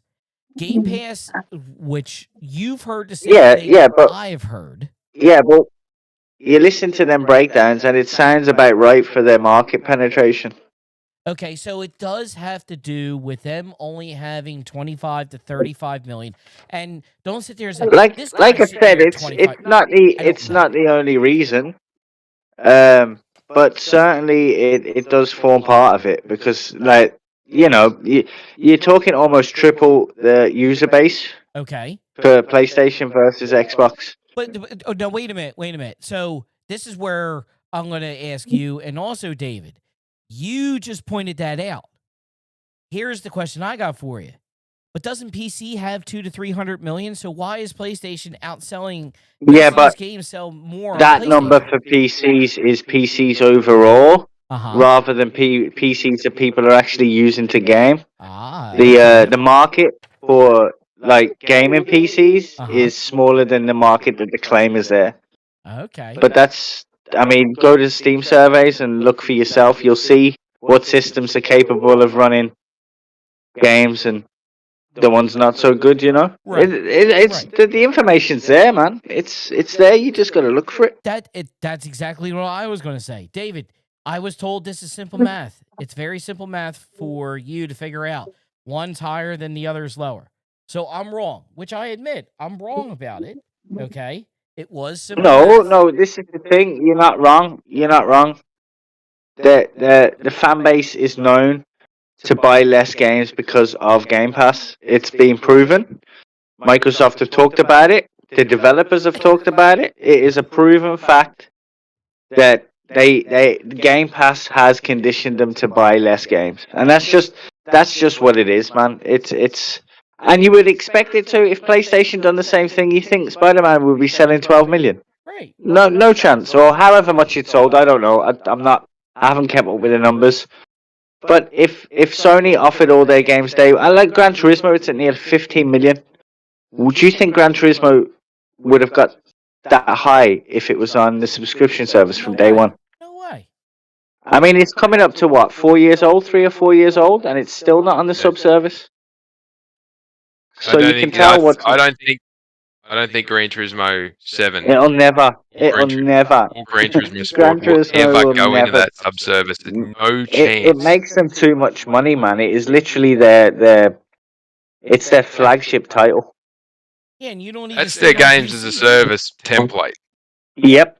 And I don't understand why they haven't copied it for more of their games. It's so simple. Give the players their single player content they're used to, and then accentuate it with add-ons, DLC, challenges, online stuff. They've done it perfectly. Yeah, absolutely. It's always going to be the case that works for them. And to answer your question, why is it not on PC? They looked at it and they chose not to do it. Right. Yeah, because I mean, just like Retro sat there said, that's a pinnacle title. It's a pinnacle title. Why? I wouldn't do it. No way would I do it in a million It's years. the only one. It's the only title that has lasted over all 5 generations. That's the only one. It was there on day one, effectively. It was there in year one, and it's still here today. And is the only one. I would go as far as to say it's the only title in any publisher or studio that's lasted the distance. I just lost my train of thought. God, Son of a bitch. I want You're going to ask me. I bet I know what it was. You're going to ask me what I thought about this whole cannibalization of sales thing and the simple maths, which isn't so simple. explain it to me, please. Maths sir. is never really Explain simple, it. man. Oh, you guys, leave me alone. You're right. It's never really simple because you need to know what you're looking at to be able to answer it. So I'll answer your question with a question, which I know you don't like me doing. What was the simple maths that they reckon was easy to do, but they couldn't answer? Wait, say that again. What was the simple maths that they told you to do, but they couldn't answer? David, you've been on Wise's show. Come on, man. I simply sat there and just started making a statement, and three or four people are sitting there yelling and screaming over top of me. I couldn't finish my statement. I couldn't finish it, so I couldn't even tell you.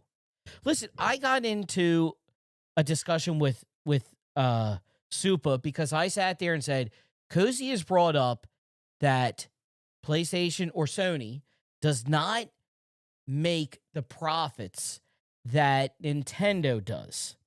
And I sat there and I said, the reason why, in my opinion, okay, is because they go and they invest a lot of that profit. They invest back into the company and these other studios like China. And Supa sat there and said, that's not the way it works. Him and his family have had a business for years, and that's not how it works. Which I'm not going to sit there and tell you, David. I know what the hell he's literally talking about. overheads. Huh? It's literally difference in overheads and costs. That's the difference. Sony spend more on making their consoles and making their games than Nintendo do. You know what I mean? Now, wait a minute. Okay, so Retro. Life for me, this is nuts. I'm actually going to go with that because that brings up another point I wanted to sit there and I wanted to say on Wise's show. Is this okay? I'm not saying they're wrong to do it. They're making their bag. You know what I mean? But how many times have both of you guys sat there and said, you've heard Cole Eastwood, you've heard Boomstick, you've heard, these other pieces. And it's Well, not to be fair, try not to. right, but you've heard it maybe in tweets and things like that. Other idiots out there sitting there going, PlayStation needs to get up with the times, with Microsoft's times and that, okay? All right, well, why is nobody sitting there and saying about Nintendo getting up with the times? Nintendo, for Christ's sake, is still putting their games on a cartridge that they were putting their games on a cartridge back in the fucking 80s. And they're still doing Some of it. them are not even on the cartridge. Yeah, well, now it is, but if you go back to the original Switch and that, it was on the cartridge. For Christ's sake, man. I mean, go ahead, David. Net income for Nintendo to the June quarter in yen was 95.822 billion. So 95.8 trillion yen. Okay. Sony 240.7 trillion yen. So where's Nintendo making more? That's the bottom line. Where's Nintendo making more than Sony? Let me just sit there and say this. Being very disrespectful. Cozy has not a fucking clue as what the fuck she talks about. Neither does Lemon. And listen, guys, I'm just going to sit here and I'm going to tell you this, okay? I ain't shying away from calling people out on their bullshit. I love Wise. Wise is one of the best dudes out there, man. And his DM is kind of screwed up because if you look at what I have to sit here and do during the show to cut this shit, okay? That's the reason why. Wise, we will have you on. I will get together and we will have you on. You just got to give it a chance. But the goof fucking balls that are on his show, Cozy, Lemon sits there and says, and Lemon, I'm looking in the camera right at you there, buddy. Go read a fucking Google. Oh, wait a minute. I was told Google is total bullshit. By the way, guys, just to let you know, Google is bullshit. It does not give you the correct information, but Lemon does. Lemon sat there and said, Sony's movie company is bleeding money. But yet when you sit there and you look it up, no, you're dead fucking wrong, dude. Go read, take the time and go find this information out. And one other person, Bob, KY Bob. I am very sorry to hear about your wife.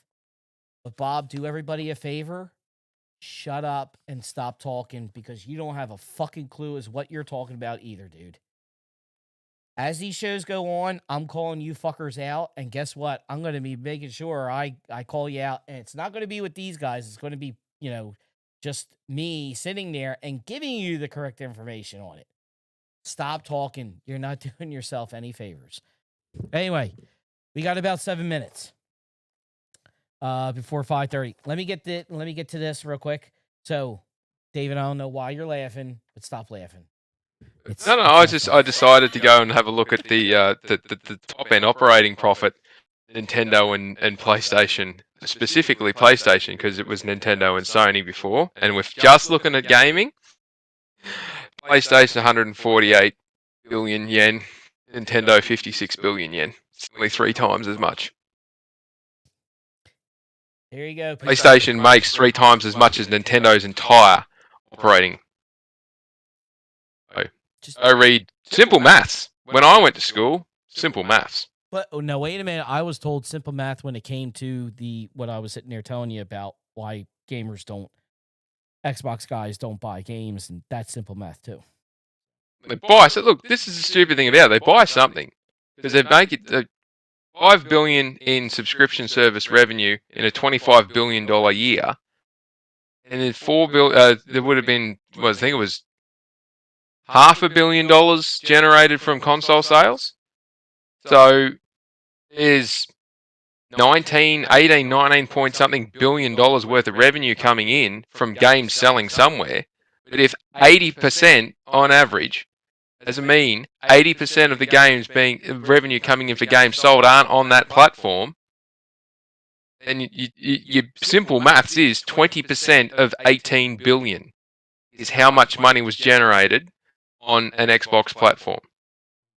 20% of 18 billion, which is 3.6 billion. So 5 billion for your for your subscription service revenue, and then 3.6 billion for your game sales revenue.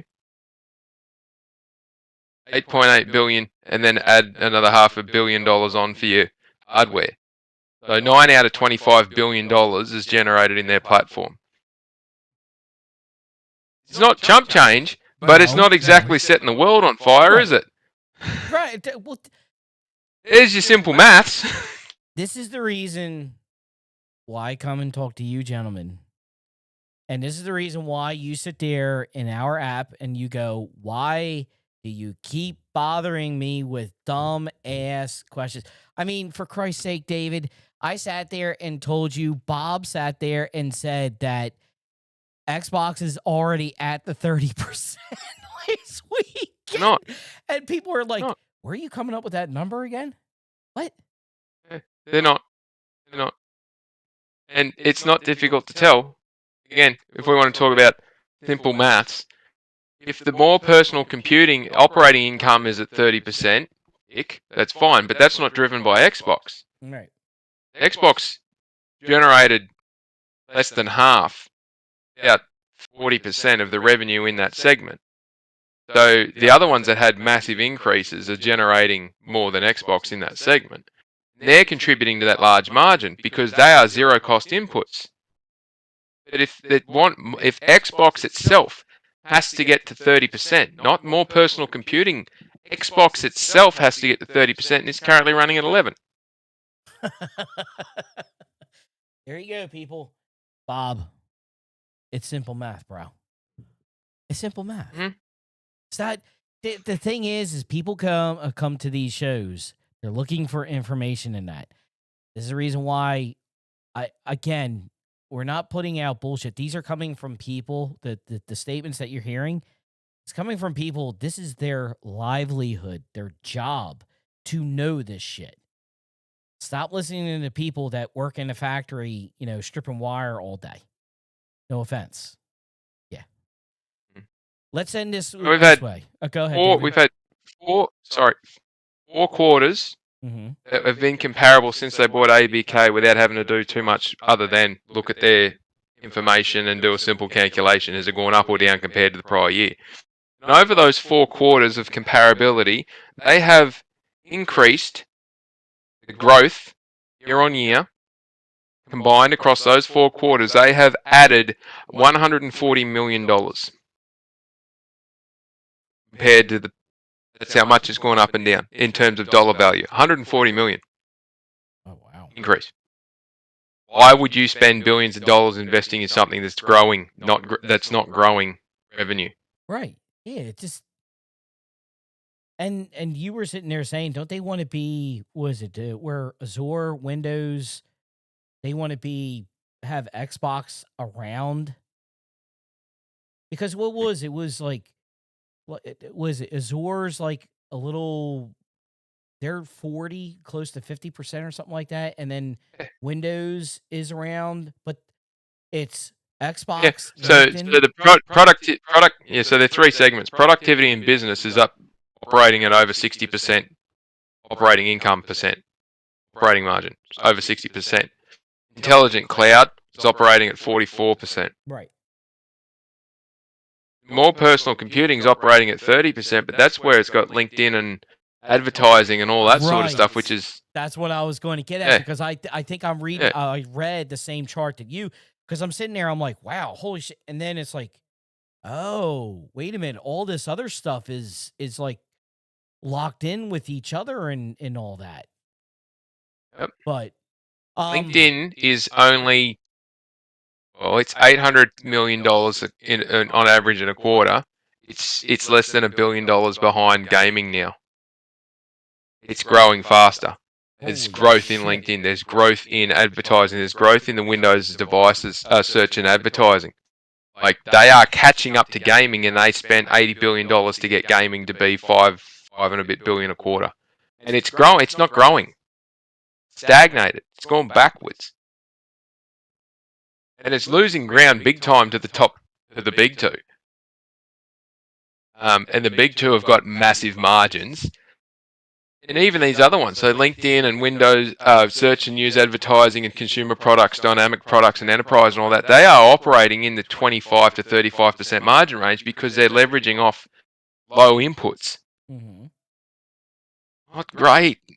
It's not like... Again, simple maths. I'm pulling all this information out of their financial reports. It's public fucking knowledge. Well, that's just like, okay, you sat there and you said, somebody on Twitter sat there and was like, yeah, they're already at 22%. They only need 8 more %. And your response was, where are you getting that from? This is coming from the individual that sat there and still to this day has not told me how many copies The Last of Us 2 has totally sold. Well, Yeah. This is the person that's And out there. Go ahead, David. From what I gather, they're just out there just stirring shit up. Yes, that's basically all. So it is. they're not worth the time. But he comes off. For those who want to have a serious conversation, yeah. I've heard him on a show a couple of years ago, and it's like he's talking like he's a minister or something. So, all right. So we're going to get out of here. But what I want to do is give David and Retro. I'll start with Retro. What have you been playing lately? And you got to let everybody know what your Twitter or where you can get found in that. Because like I said, I can't put this stuff in the description until maybe tomorrow or Monday. But I will have everybody's links. But Retro, what have you been playing, and where can everybody find you? Well, since the last time we've been talking, I went through Death Stranding 2, got the platinum for that. Oh shit. And then I ended up going through Ghost of Yotai, got the platinum for that. Then I decided it was time to play Alan Wake 2, so I got the platinum for that. Are these like and then I've just got, I don't normally, but I mean, them games just kind of lead to it by the time you've done everything. Oh shit. And then I'm currently I'm finally doing my platinum run for The Last of Us 2. Oh, that yeah. Yeah, mate, I'm nearly done. It's those collectibles, bro. Ugh. What is it? There's like over 230 collectibles or Bro, something like that? it's disgusting, man. Yeah. It's disgusting. There's just no need. There is no need. At least But I am remembering how glorious that game is again. Like, I forgot how good that game feels to play. listen, I'm gonna tell you this. My son, I think is only 3. Oh, and Invincible. Sorry, What's that? Invincible. Okay. It's like an indie game based on it. It's based on a book. Check it out. I think it's out on PS Plus at the moment. Okay. It is Is it called Invincible? It might. Invincible, yeah. That's the planet one, isn't it? Yeah. Yeah, not the fighting game, the other one.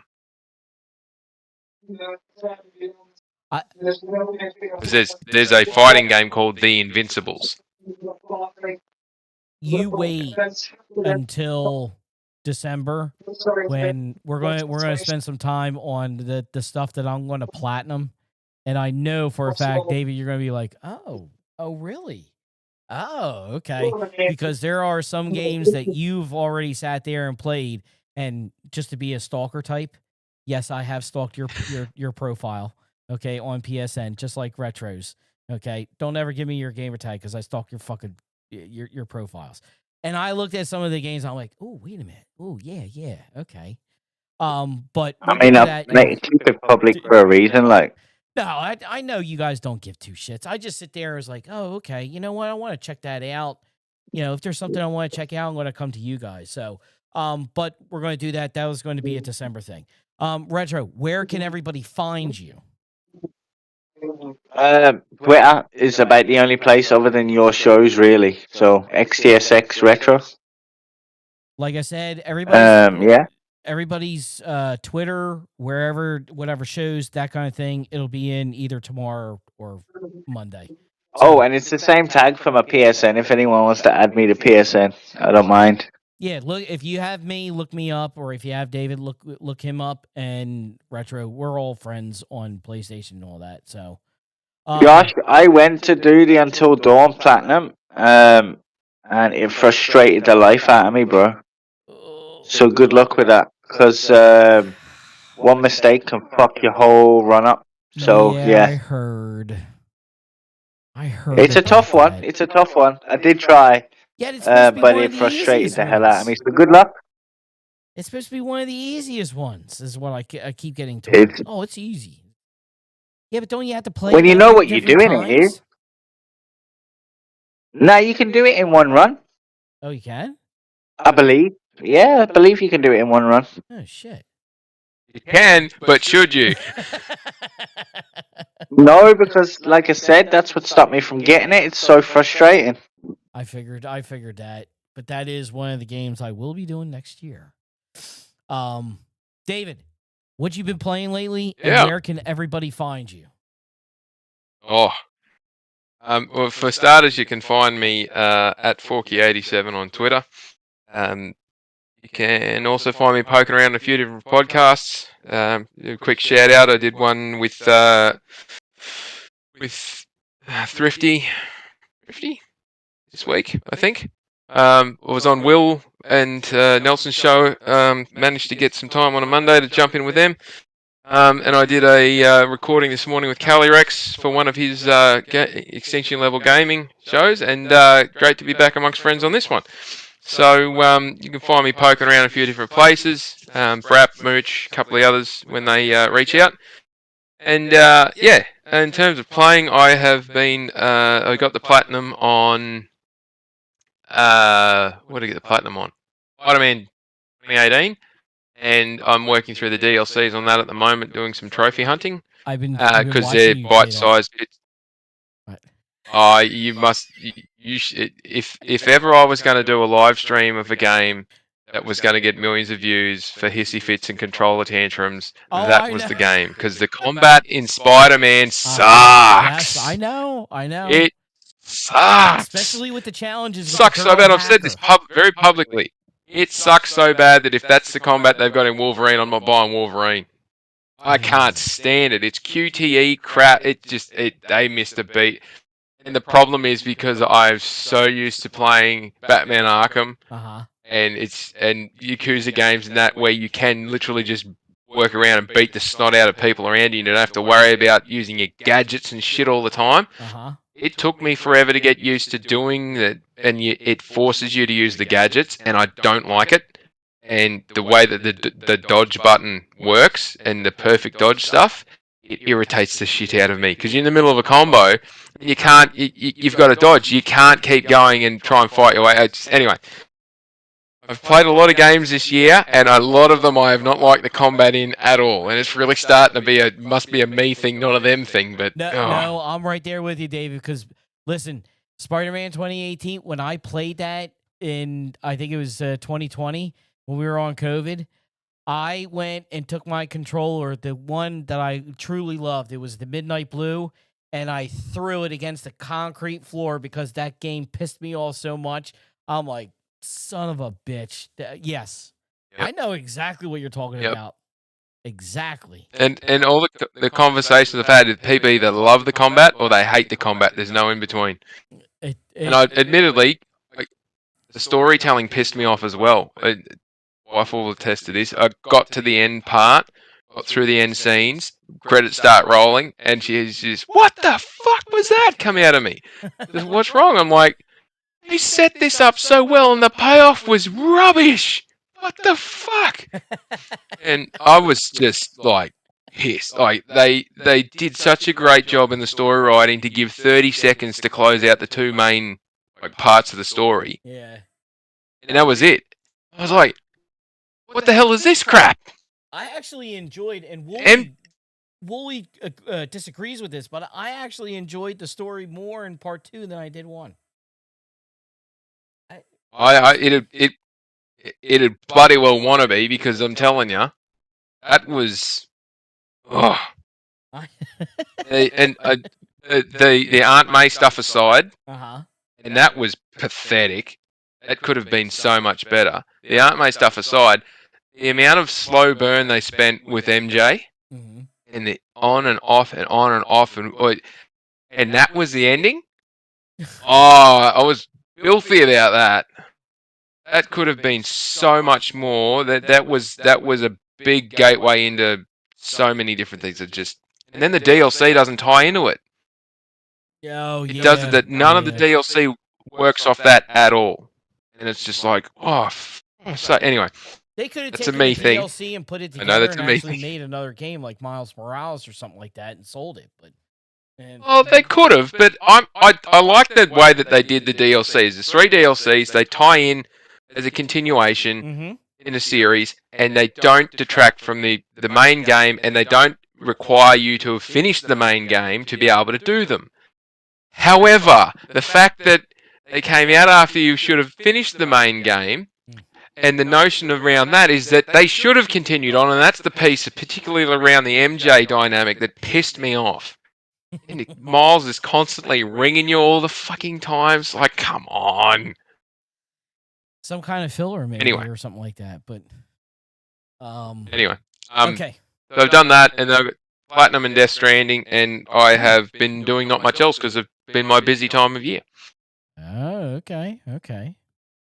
Well, I will sit there and say this. What I've been playing, I literally stopped playing for about maybe a month and a half, 2 months until Battlefield came out. And like I talked to Retro the other night when he was helping me with this, all I've been doing is just playing Battlefield. That's it. It's great. It's fantastic. It has, it's fast. For a Battlefield game, it is extremely fast. But I will sit there and say, man, it does have its issues. Especially with like Team Deathmatch. When I got home today, just to make this real quick, and then we can get the hell out of here, because I'm hungry and actually I had to use the bathroom. But like today, trying to find, I just wanted to play like a couple quick matches and things like that, so I'll just go right into TDM. Dude, it was taking almost 10 minutes to find a match.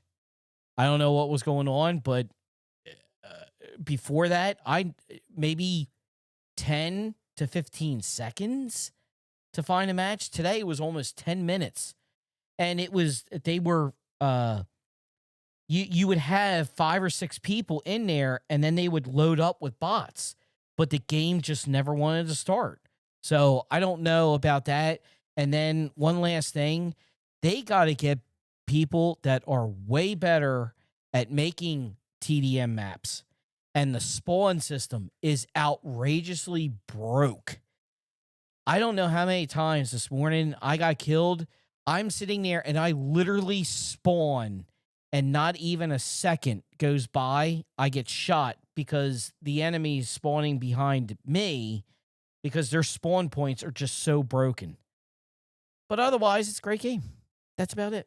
So, I want to sit here and thank all the gentlemen here. Logiq that had to leave, Mr. David Faulkner, and Mr. Retro. I want to thank these gentlemen for giving up their time. I also want to thank everybody that I've been looking back and forth. Josh Ayers, Will. I don't know. I'm trying to find out who else. I didn't see Hero. Hero gave me a whole bunch of shit because I didn't sit there and give him the unlisted. So hopefully Hero listens to me later on in that stuff. So, but I'm going to get off because my wife needs to ask me a question. Oh. See, you can hear her. Why don't you go ahead, poke your head right into the camera.